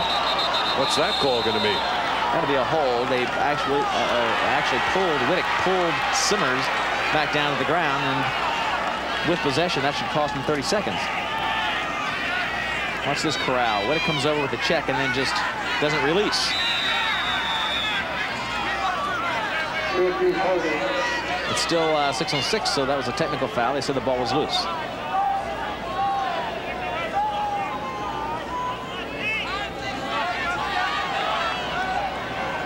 So Bill Tierney looking for a spark for his offense, Dave. He wants something to happen down here to get these guys on track. Syracuse in something that's not characteristic of them, dominating this game, but in a very low-key fashion. Buttles throws it even with the cage. There's an opportunity in close. Syracuse hacking and hewing with those sticks. They lose track of the ball, and there is a goal. The defense completely lost track of where the ball is, and Jason Buttles scored. They could not spot the ball, and Buttles gets his second goal of the game. So it is 6-4, and we'll be back right after this. Princeton is pulled within 2. This is a situation where the defense didn't know where the ball was, and Buttles did. Well, Buttles, another midfielder scoring for Princeton so far. Noah Tackman has scored in this game. Watch the ball being pushed around. Nobody getting it cleanly. Finally, Buttles does and beats Surran. And let me tell you, he didn't beat him cleanly either. Surran got a big piece of that ball. It just trickled behind him. So after all those, about 10 minutes of contested penalties and a lot of extra mans, Princeton gets the goal. That will help them emotionally, obviously. But as we've seen before, a team can come back and score seconds later. There's a hard shot by Lockwood off the screen. Good save by Bacigalupo, and now Princeton has another attempt at it. Well, that was a good illustration of the speed of Syracuse. Andy Pusha just ran him down, ran Higgins down with ease.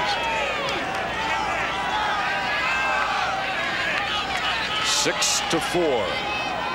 5 minutes, 25 seconds to go. Here's Tomio's shot, and there was no backup that time.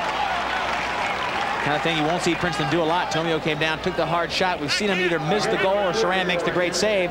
They are really getting psyched out as shooters. When a guy like Surran gets red hot, you start shooting it more finely. You start looking for that just absolutely perfect shot in the corner. And I think that's what Princeton's doing right now, giving Surran a little bit too much credit. He's had a great game, but you've got to hit the net.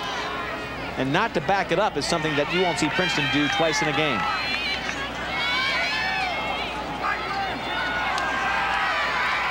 Now John Barr draws the double and puts a low bouncing shot wide of the cage.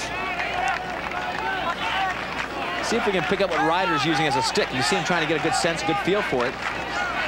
That illegal stick can't come back into the game unless he would change the handle or change the whatever was the officials were objecting to. Does he get to keep it after the game now? He gets. I think he can bring it back in as long as he corrects it. Here is Ryder backing down against Morrow. Takes him down. So I can only imagine the conversation on the sideline. Morrow saying to Coach Simmons, when I get back on that field, let me go one-on-one with Mr. Morrow. I think he wanted this big time. Ryder, a lot of goals this year, a tremendous season that he's had with 46 goals. He wanted, I think, to go one-on-one with the great David Morrow. Here he is powering in, and a hook there in the non-release will be a hold call with possession, 30 seconds. Ryder looked back at him.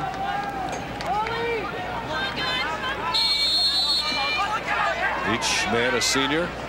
Syracuse with the extra man opportunity. Colsey's out at the point. That hurts Tierney when Morrow gets a penalty. Not only is he man down, but his best defenseman is on the sideline. Archer looking. Gets Bettinger. Save. Bacigalupo again. Outlet it to Murphy. He looks comfortable, Dave, doesn't he? Bacigalupo looks comfortable. If the offense for Princeton gets cooking, this could be a real tough game to finish. Nice change of direction by Murphy, but Lockwood runs him down. 4 minutes and 10 seconds to go in the third quarter. 6-4. Regulation time, to remind you, last year, these two teams in the championship game, 9-9. We're sort of on that pace right now. Misplay near midfield. A big scrum now. Somebody pushed. Princeton will get it. Tierney pretty calm for what's going on inside of him, I can guarantee you. And Roy Simmons has been in a lot of these games. Oh, good defense just in time. Surran pulled it down quickly to the midfield area. He's got Chad Smith, who runs well, switching hands, feeding Bettinger. That's a pass. Princeton's going to get it back. Well, Bettinger may have had the same problem with the sun the goalies are experiencing down there. He had to look up in the sun to pick that high feed off and to go ahead and try to get it on goal to challenge Bacigalupo. Scott loops it ahead. Misplayed and out of bounds. Boy. A valuable loss of possession. Tomio. Coach Tierney is going nuts. This team is tight. Princeton is not handling the ball very well, and it's driving him crazy. Only allowed 6.35 goals a game, and that's what I was going to mention in the first half. It didn't take Syracuse more than 1/3 of the game to match Bacigalupo's goals against average for the year. Now Surran coming up to help out on the clear. Reggie Thorpe in the midfield area. Colsey has it with a head of steam and a nice fake and a low shot, and it's wide. So tough to cover, Roy Colsey is. He's very strong. You see he has exceptional speed. That ball just missed the lower right-hand corner. Archer with the ball. Jamie Archer reverses, shoots, and scores. So Syracuse gets it back. Their only goal of this third quarter. It is now Syracuse 7 and Princeton 4. We'll be right back. 10 NCAA playoff games. And he has given Syracuse a 7-4 lead. And the first attackman on either team to score today. You know, this game is on a pace that Princeton likes. This is pretty much on last year's, and you would think they'd be in control. The big difference is that they have not been able to hit the goal or get any kind of offense generated. This telecast is presented by the authority of the NCAA. Any use of this program without written consent is prohibited. The announcers for this program have been approved and contracted by NCAA Productions.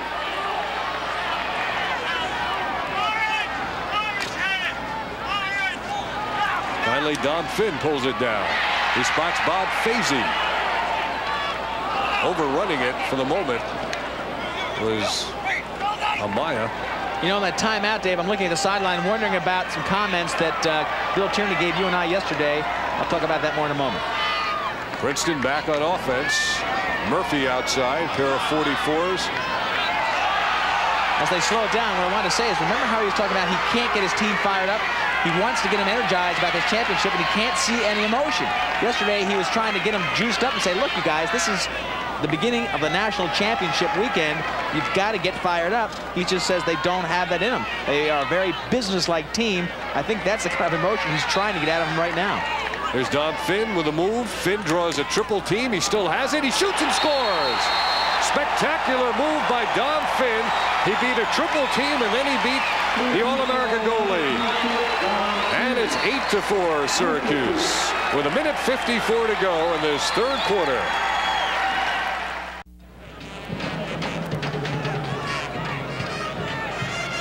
Back with you at Byrd Stadium, College Park, Maryland. Dave Cohen and Lee Felsmo.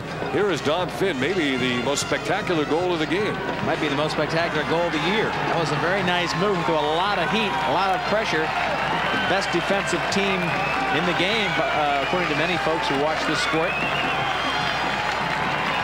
And giving that stick back to the Syracuse player after a mandatory check. Jim Morrissey gives it back. The referees every half have to go ahead and just arbitrarily take one stick from each team and check it for its legality.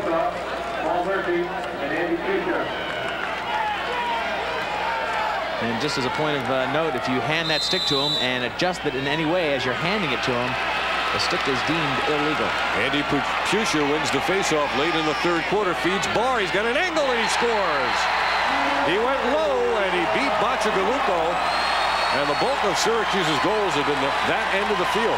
That end of the field, that nice sun behind their back makes it tough for Bacigalupo, but let's give them credit. When they are moving, when this team is in transition, they're very tough to stop. He knew exactly how he wanted to shoot this one. Watch how low he goes. I think it's just real hard to see over there. Now, they've scored from different parts of the field, but that is a very tough place for Bacigalupo to get any kind of read on that ball. Syracuse getting plenty of goals to win this one, and Princeton having a tough time getting any kind of offense generated. Tusher scoops it up. I'm not sure I saw that one on the replay. Now Lockwood, 9-4 Syracuse. Buttles tried that last face-off. They're trying to work Murphy into more of a rotation to get something going on offense. A big third quarter for the Orange men. They feed it in the crowd.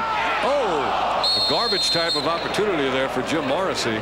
Morrissey, the freshman, almost got a big goal there.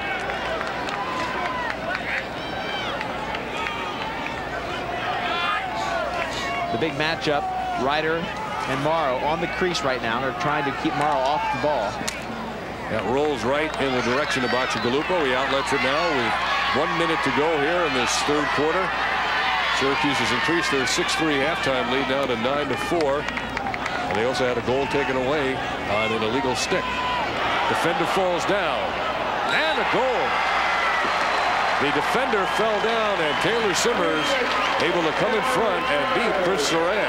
Well, this is the kind of energy that Tierney's been waiting for. This team has been sort of flat-footed for half the game. Since the first quarter, they really haven't even moved fast. Well, look at Simmers here putting a nice dodge, a roll dodge on Thorpe, and he rolls outside, nobody on him, and applies 2 or 3 fakes. And that shows you what they think of Surran, who's having a tremendous day. He thought it would take him 2 or 3 fakes to beat Surran, and it did. He gets the goal. Fazy and Murphy for the face. Fazy wins it. He almost had a chance to break away. He popped it in the air to Finn. 9-5. A real working man's kind of game. Now Beardsley is across and into the attacking zone.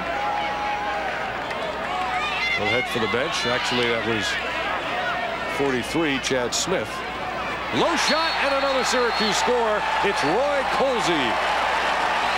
Well, Bacigalupo not stopping much. Syracuse now real confident that their shots can go ahead and find the net. Colsey's got the full arsenal of shots. Strong right, strong left. Very powerful runner. Watch here, he gets a little bit of a juke move, goes left in the outside roll, and then comes over the top, which is a great way to shoot, because if you miss it, it's going to have a second chance to bounce up and find the net. Coaches will much rather have you shoot the overhand shot than the sidearm, and Colsey did it perfectly there. There's Fazy winning the face. Trying to outrun a couple of people in front. Score!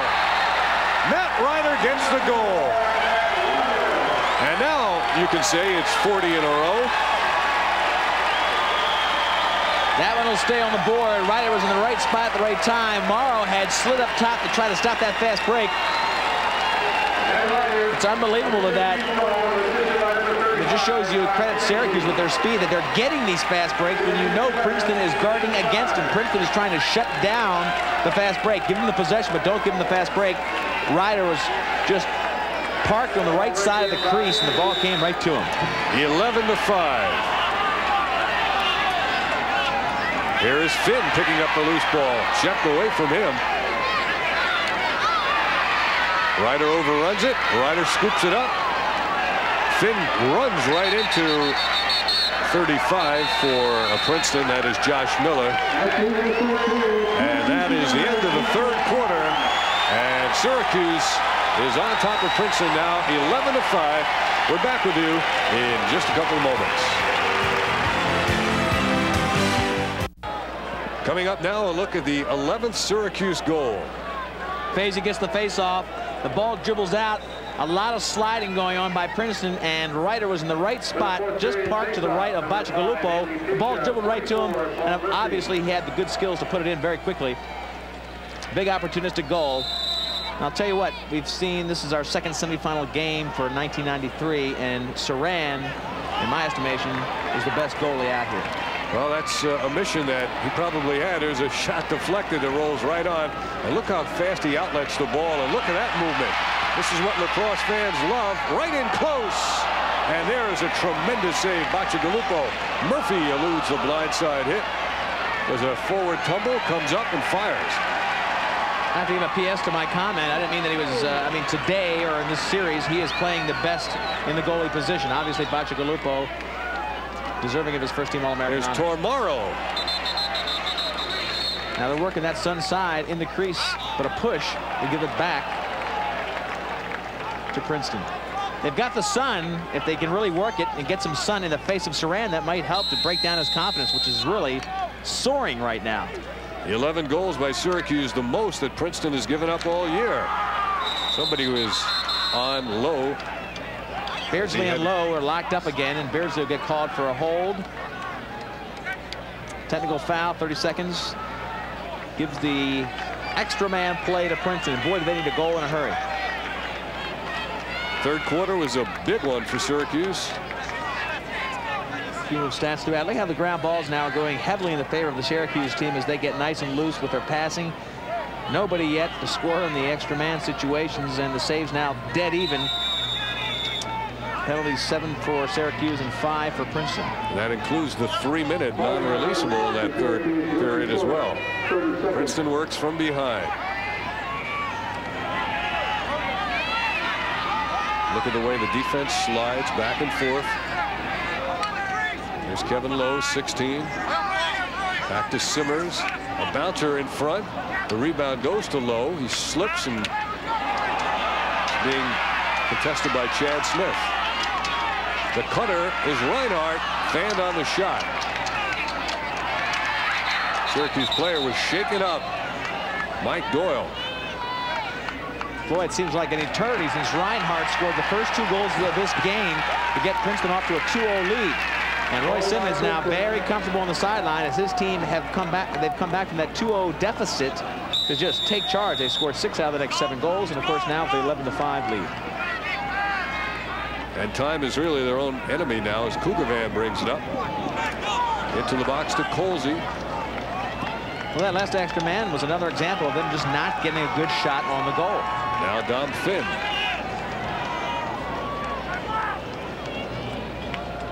And Casey Donegan, number 1.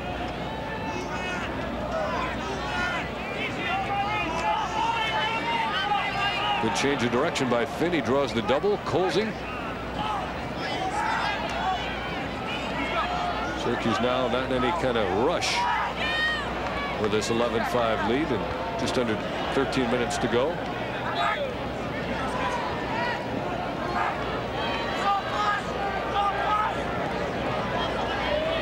Here's the dodge by Bettinger. He's double up. Archer caught it, couldn't get rid of it. Morrow slid to make the double team hopefully get the ball on the ground, but Syracuse does a nice job of moving it against that slide. Now Finn outside, he'll go left. Everybody keeps slipping at that end of the field. And here comes Princeton in transition. And Herrick, number 18. Local product. Behind his stick. Beardsley's going to get to the loose ball, another ground ball, and Beardsley just fires it. Taken to midfield by Princeton. Well, Syracuse has killed another minute. We're under 12 now. 11-5 Syracuse. Both teams substituting on the fly. They try to hit the man coming on Buttles as they did early in the game. And Buttles is successful then in scoring the 3rd Princeton goal. Let me tell you something we haven't talked about too much. If you look at Coach Bill Tierney, you got to give credit to Rick Beardsley. That was the biggest matchup of the day, one of the biggest matchups, at least on that end of the field. You got Beardsley 47 against Lowe 16. Now, Kevin Lowe has to control the offense, and he is the quarterback of that offense down there. Beardsley has him in a mental state of mind where he really doesn't want the ball, and that probably hasn't happened to him in 3 years. He is working him over beautifully, but being patient enough that he's not giving any gambling techniques that would open up some opportunity for Lowe. He's just shut the door. Lowe's had 1 assist today, and that's it. Only 1 other game this year against Pennsylvania did he have 1 point. Well, he's the guy. He really has to take charge in there. A rifle shot. And now Syracuse gets it from behind. Archer got excited at the opportunity, and he missed the man in front. Now Lockwood has it. He really did. He saw a lot of orange out there running around. He just didn't quite pick it up cleanly. This team has a lot of confidence. Not as much swagger, Dave, as the teams of the past, but a lot of confidence. Another minute has gone off the clock. We're under 11 minutes now. Now Princeton's got to be sensing that frustration if they haven't already. Well, they're usually the team that is in the position of controlling the ball and protecting the lead, and they don't quite have the trained technique to get the ball back and score a lot of big goals. They just don't score goals in big bunches.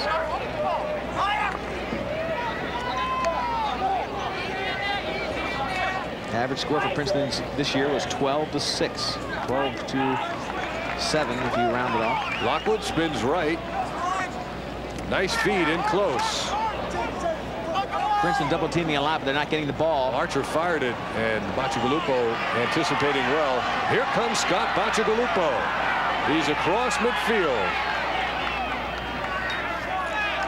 I think he was offsides. And Hubbard comes back. Offsides. Yep.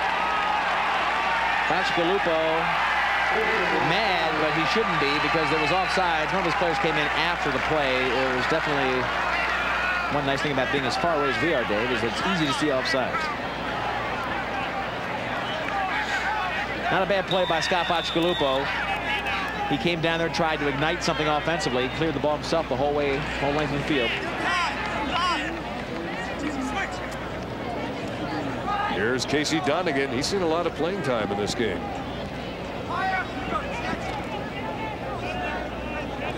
The guys that are out there almost the whole day are Ryder and Archer. Right now, Ryder's on the sideline. Now they've inverted. Archer's in front. Usually he works exclusively behind. Pretty much a pure feeder, Archer is number 11. Ryder's a guy who likes to put the ball in the net. Fietta got Syracuse started early. He's on now along with Barr and Finn. Syracuse just toying with the ball now. They've got tremendous skills. It's very hard to press them. If you press them, they'll take the opportunity to go ahead and get some easy shots inside you. They've got great stick skills and good speed. Hard to press and double team. Now Barr is going to back it outside and take it back in the box. We'll see every time they step out of that box, the referee will start his 10 count. Now they have the lead. And if they start doing this for much more time, just like that. Like that, they'll give the ball back to Princeton. Now, obviously, before that, they gave them a warning. They warned them, and Syracuse did not heed the warning and go to the goal. They give the ball back to Princeton. Quickly, the ball put back in play, and just as quickly, Syracuse steals it. Donegan had a sixth sense. He eluded the blindside hit. So now Syracuse gets the ball back. Princeton just cannot do anything right. They get the ball, and they immediately give it back. And the clock working its downward descent. 8.5 minutes to go. But the rule is set up so that Syracuse cannot just sit on the lead. There's Finn with a bouncer wide. There's a penalty marker down. It's going to be a hold call. It looks like technical. It'll be a 30-second penalty that'll give Syracuse a man-up situation. So their patience is really paying big dividends, and the frustration on Princeton's obvious, and they don't really, again, have much experience with coming from behind 6 goals down. They don't have the offensive arsenal to make that happen very quickly. Scott Bacigalupo is a junior from Towson, Maryland. So he's got more lacrosse ahead of him. Chris Surran for Syracuse is a senior. Started his college career at Army in the summer, then transferred, played a year at Franklin Marshall, and has been at Syracuse. A lot of the Syracuse team will be graduating. And a lot of this Princeton team will be back, hopefully next year in the semifinals. David Morrow took a shot in the head. And Bacigalupo is either hurt or very tired.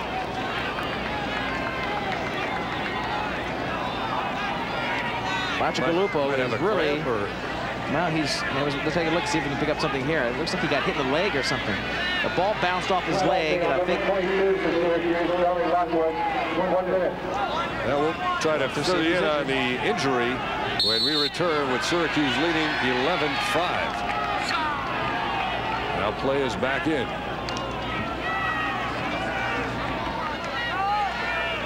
Teams are equal. And did you see they started that extra man play with 5 people? They didn't even have 6 people on the field. So Princeton just pretty much totally rattled right now, not playing their game. There's a high shot.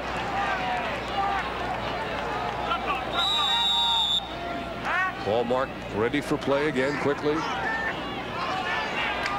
There's a score. That was against the Syracuse defense playing a man down. And so Princeton gets on the board here in the 4th quarter. They trail it 11-6. We'll return after these words. We're in the fourth quarter at Byrd Stadium in an NCAA Division I lacrosse semifinal. And this is Tormaro scoring the last goal. This is the offense that this team has missed this whole game. Follows Surran as he follows the action of the ball. Now Tormaro has it. He takes a cannon right-handed shot. Morrow had 99 shots on the season. Where has he been this game? This team needs offense from these midfielders. There's a handful of guys that really create the offense. I see David Morrow now on the wing. Tierney is trying to get something started with this guy, David Morrow, playing in the midfield position. Morrow picks it up with a long stick. He feeds. It's behind the cage. Now it's in front. Now it's in the net. Princeton scores again on the quick goal by Todd Higgins. Very interesting move by Tierney. He's got Morrow on one wing with a long stick. He's got Higgins on the other wing with a long stick. He's got a short stick guy back playing defense, close defense, on the offensive end of the field for Syracuse. He has enough confidence in these two guys, Morrow and Higgins, in their stick skills with the long stick that he thinks they can score like that. And they can also play great defense, as we know. So Morrow is up now, playing in the midfield, not bothering to watch Ryder on offense. So now possessions are huge. Princeton had it and lost it. Syracuse had it and lost it. And Morrow is tired. He's been watching this whole play from down on the wing. Princeton has it again. Here come the Tigers. Good move by Tierney to get possession. Here's Tormaro again against Barr. Spins to the left hand. Shot is wide. Who's going to get there first? That's a Syracuse ball. No, Princeton keeps it. Tough call. Simmers wins the foot race. Tough call from here. It looked like Syracuse had it all the way. A lot of good speed from Thorpe. But again, a technical move, a tactical move, I should say. Simmons a little bit concerned because Tierney now has put the two long sticks guys, his two best long sticks guys, on the faceoff, and twice in a row he's gotten possession. Now, can they get the good shots? Because they need the goal. Here they come with Simmers, played by Thorpe. Bounce shot, it's wide, and there is Chris Surran losing it in the crease. The officials in the crease as well. Where's the ball? The ball is still live. Well, Thorpe knew where it was. He just got the official out of the way and said, let me go. Chad Smith has it. He's got operating room. Now he gives it back to Jeff Schussler. Now you're going to see defensive middies are on. Chad Smith cranks, scores! Oh, and he had something to say to Bacigalupo, and punchers were thrown. Well, that's a penalty. That's an unsportsmanlike conduct. If the official wants to call it any baiting or taunting by a player, you can spend time in the penalty box. Not a smart thing to do for Syracuse when you've got a nice, comfortable lead. Not really necessary, as we all know. But he came in there, was happy about his shot. All the Syracuse players now jumping a little bit, and for the first time in this game, feeling confident that they're going to win the game. Smith comes down, the long stick guy gets the ball. Higgins doesn't come out to play him. Finally, the long slide comes out, but very tough for a goalie to read a shot from a long sticks midfielder. And then Smith comes in, and a lot of words, and Bacigalupo didn't want to hear it. Gave him a little punch, and you can see the rest. Bacigalupo made the physical contact first. Well, Chad Smith was the one that was the aggressor. He came in asking for it. He was talking the whole way, and I'm sure the referees heard it because that man is on the sideline. Bacigalupo has not had one of his best days. 12-7 the score, and Surran has been probably as good as he can get on the other end, helped by a little bit of inconsistency by Princeton. They've missed the goal a lot, but Surran has been sensational when called upon. We have 6:09 to go. John Desko, of course, with Roy Simmons, not to cross the designated coaching area there with the cone. Smith apparently was penalized. Bacigalupo, despite making physical contact. Well, there's no question that Smith came in, was very vocal, and that baiting and taunting is a foul, plain and simple. So it'll be a 6-on-5. Princeton gets the ball. They've got to turn it into a goal, and it could make it very interesting if they get a couple more here in a row. Syracuse wants another player on the field. Now they're trying to call somebody else out. We just have to guess like you are. 1, 2, 3, 4, 5, 6. I can tell you that there are 6 Princeton players on the field. Now one of the players on the field has convinced one official to talk with another. And they're talking it over. Reggie Thorpe got the ear of an official. And he keeps signaling to the bench to Chad Smith to come on come on the field, or to somebody else to come on the field. And here comes an additional Syracuse player on. Well, this is the short stick defensive midfielder Mike Whittick from Wilton, Connecticut. Sophomore's been playing that man down unit the whole time. 1, 2, 3, 4, 5, 6. It's 6 on 6. It is. But if the call was on Bacigalupo, he would have to leave the field. That's right. All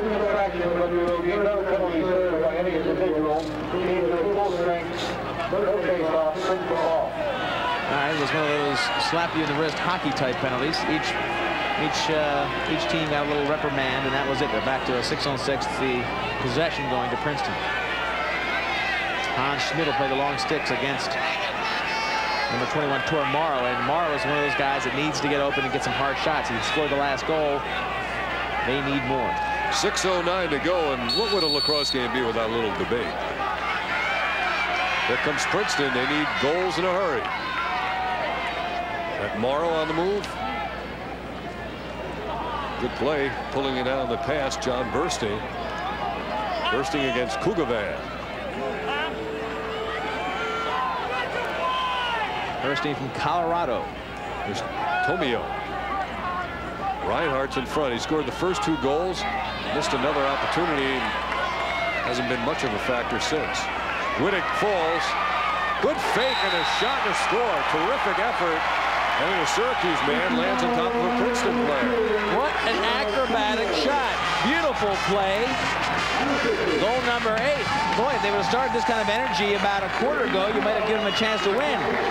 This team has finally got some electricity. Brian Tomio, watch this acrobatic move. He'll give a head fake low and go up high, gets the score knowing he was going to be in the crease. He can land in the crease after the ball hits the net. The ball breaks the plane of the goal. He goes into the crease, and it's a goal. Beautiful play. And Syracuse. Whittick fell on top of him. Well, Whittick saying, now, wait a minute. Here's the face-off. They're all big now. Fazy wins it and gives it up to Dom Finn. It's a fast break. Here comes Finn. He eluded a check. He fires and scores. Beating Bacigalupo up high. What a great stick Dom Finn has. The gamble was made in the midfield when Tierney put Morrow and Higgins out there. It's beautiful if you get possession. If you don't get it, now you got the best 2 long sticks guys out in the midfield. They're behind the play. Look at Morrow. Morrow tried to slide in and make the check. He couldn't catch Dom Finn. Just too quick. Top shelf that time for Finn. And once he got in that close, yeah, Bacigalupo, he's looking at trouble. 13-8. So every time Princeton gets a goal and a little bit of sliver of hope, Syracuse just answers the goal. Fazy wins it. Finn. Quickly they get it in the attack mode. Now Finn again. The Syracuse team is very anxious to play Princeton again, as you might imagine, after last year's championship game. Overtime victory for Princeton. Now they're 5 minutes away from starting to think about North Carolina. Now it'll be a rematch as well. There's a rebound put in by Jamie Archer.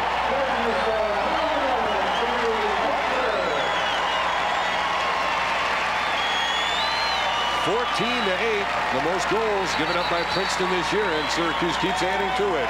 We're back with you in just a minute. Back with you in the closing minutes of this semifinal game. Syracuse now has extended their lead to 14-8 on Princeton.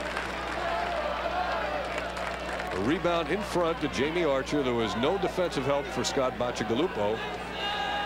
So Archer has his 2nd goal of the game.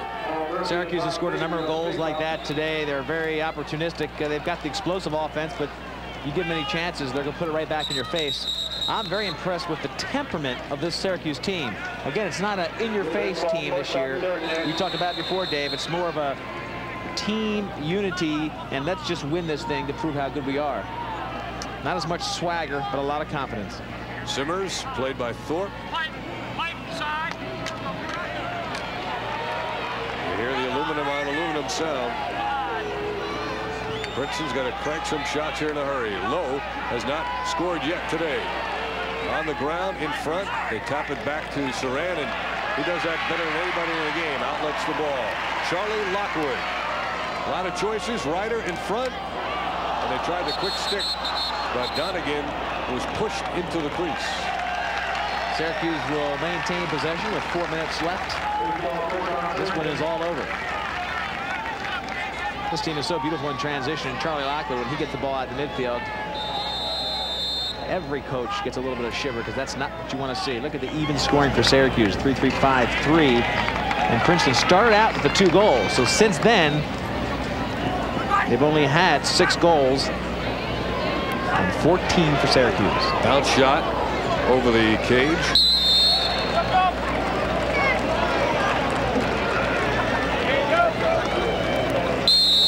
Casey Donegan picked that one up in the corner. Not much bigger than the ball boys down there, but again, as we've said in both of these games, in the sport of lacrosse, size doesn't matter all that much.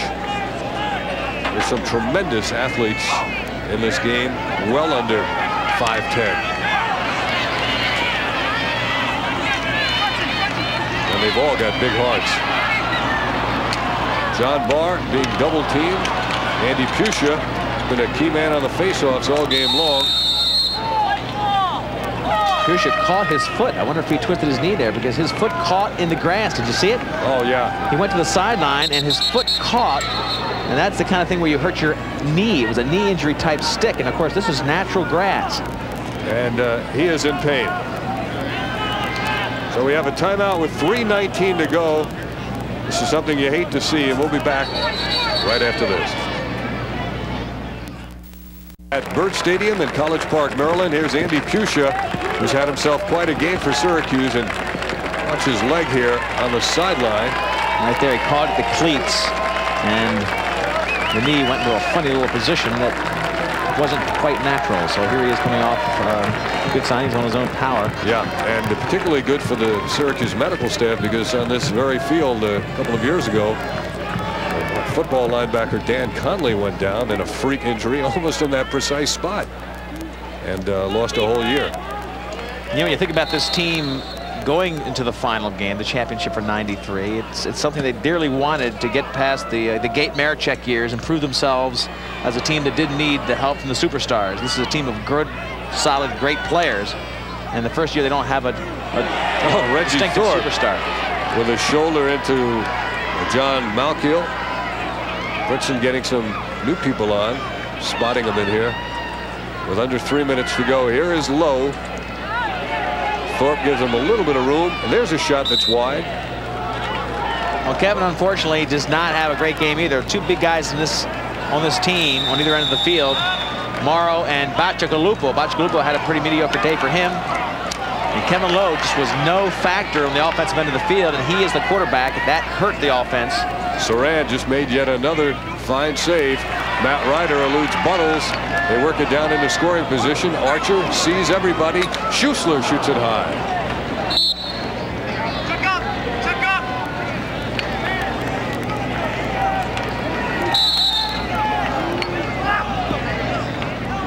Not many people have left. I mean, we had a lot of people watch this game, 21,000 plus. A lot are still here watching the show. As we approach 2 minutes, Syracuse 14, Princeton 8.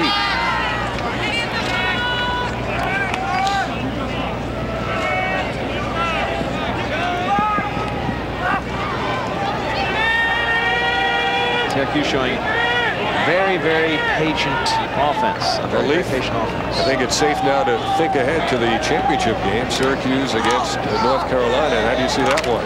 Well, there's a hit on Dom Finn, who went down. Hurt his knee as well. Looks like he got a check to the knee. Hopefully, this could be catastrophic for Roy Simmons. He may be getting his. He may be looking to the bench to get all his players off the field. He needs Dom Finn. You look ahead with anticipation for a great matchup. 2 transition teams that like to handle the ball and can handle the ball as well as any team in the history of the game. They've got great speed, both teams. They've got a great ability to handle the ball. I think from what we've seen, Syracuse is going to have an edge in the goal with Surran. He's played very, very well, and he's been there before. What about the face-offs? Carolina runs 4 or 5 different people through the face-off circle. And I think that's going to take its toll on Syracuse. There's no question about it. But both of those teams, because they like to run in the middle of the field, are going to deliver a brand of lacrosse that's going to be tremendously exciting. So, and unpredictable, because you're going to have a lot of play between the goals. And when you start doing transition runs, it's tremendously exciting and a little hard to predict because you're counting on total reaction and slides and fast-paced action. They match up well. It should be a high-scoring affair, no question about it. Now with under a minute and a half left, Princeton, Buttles shooting it wide. He's had a pair of goals today. Reinhardt has had a couple. I think the score, if you look at the score as we look at Bill Tierney. There's a flag down in front of the bench. When you talk about these two teams, Dave, the losses for Syracuse, I think, are not indicative of this team. This team got those losses early in the season. They don't get a chance to practice outside that much because of the weather up in Syracuse. And I think this team is dramatically different in a positive way from the team that started the season and got those losses. On the other hand, Carolina, not quite as strong because they're a little bit weaker in the goal. The kid today looked very, very strong, but not as strong as Billy Day, who was in there last year and has the experience. So I would have to put, if this was a Vegas thing, I would have to say that, you know, Syracuse is the favorite by maybe a 3-goal margin. Leaf, as you watch this game wind down now, do you think the extra time Syracuse had to prepare for Princeton this year compared to one day last year has been the factor? I think the biggest factor is the fact that they beat them last year and that they did take them seriously, and they do know that the secrets weren't there. Last year there were some secrets about the speed of Princeton, about the ability. They have some tremendous players. Don't forget, today even, they missed the goal a lot. They have a tremendous team. Not as many great players as Syracuse, but they have a tremendous first 15 that can play with anybody. Now today wasn't their day. Just keep away here in the final minute.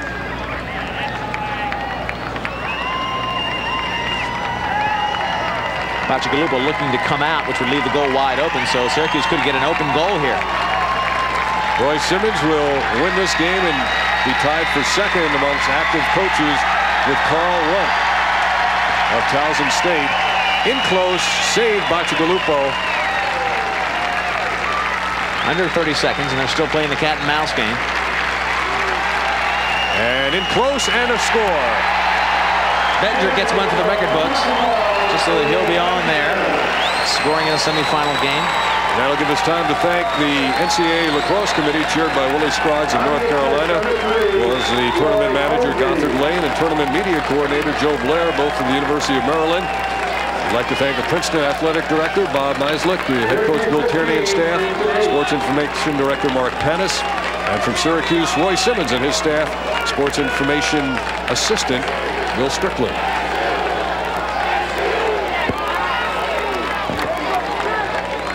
Our telecast today, a production of NCAA Communications Department.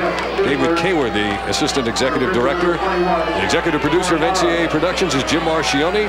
Our production coordinators, Kerwin Hudson and Gina McNeil, as Tor Morrow scores for Princeton, 15-9 with 9 seconds to go. And we can't leave out our producer, Frank Rafton, director Gary Mariano. Syracuse average score this season has been 18 goals and 10 against. They're pretty darn close to that right now, especially considering the pace of this game early on. It was a very, very slow-paced game with not much scoring in the first half. North Carolina defeated Johns Hopkins 16-10. And they'll go on to face Syracuse with 9 seconds to go, leading Princeton 15-9. And that game has all the elements, Dave, of what lacrosse is all about. Speed, great stick skills, a lot of offense, and solid defense. That'll be one great show. And so that's the end of this semifinal game. Syracuse downs Princeton 15-9. We'll be back with more right after this.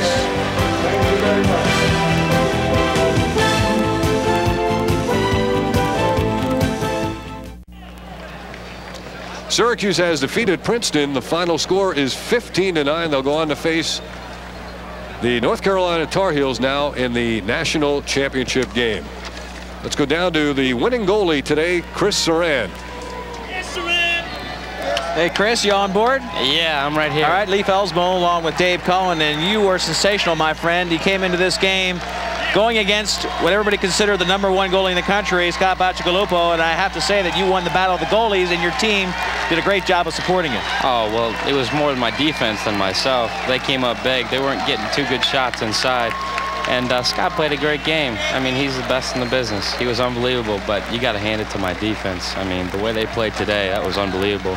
they were all over those cutters, and Ricky B was on that kid's hands all day long, so that would made the difference. It wasn't necessarily my performance. Chris, you played with this team last year when they had a bigger swagger from my perspective. This team this year looks very confident, obviously skilled, but maybe not as cocky, and I think it's paying dividends in the field. Sure, sure. It comes from the work ethic in practice is what you see. Last year hurt, you know, and we learned a lot from it. So every day in practice this year, we try to reinforce the fact that we got to go out and get work done, and that's been the case this year. Next up, North Carolina. In a word, what's the key to beating them?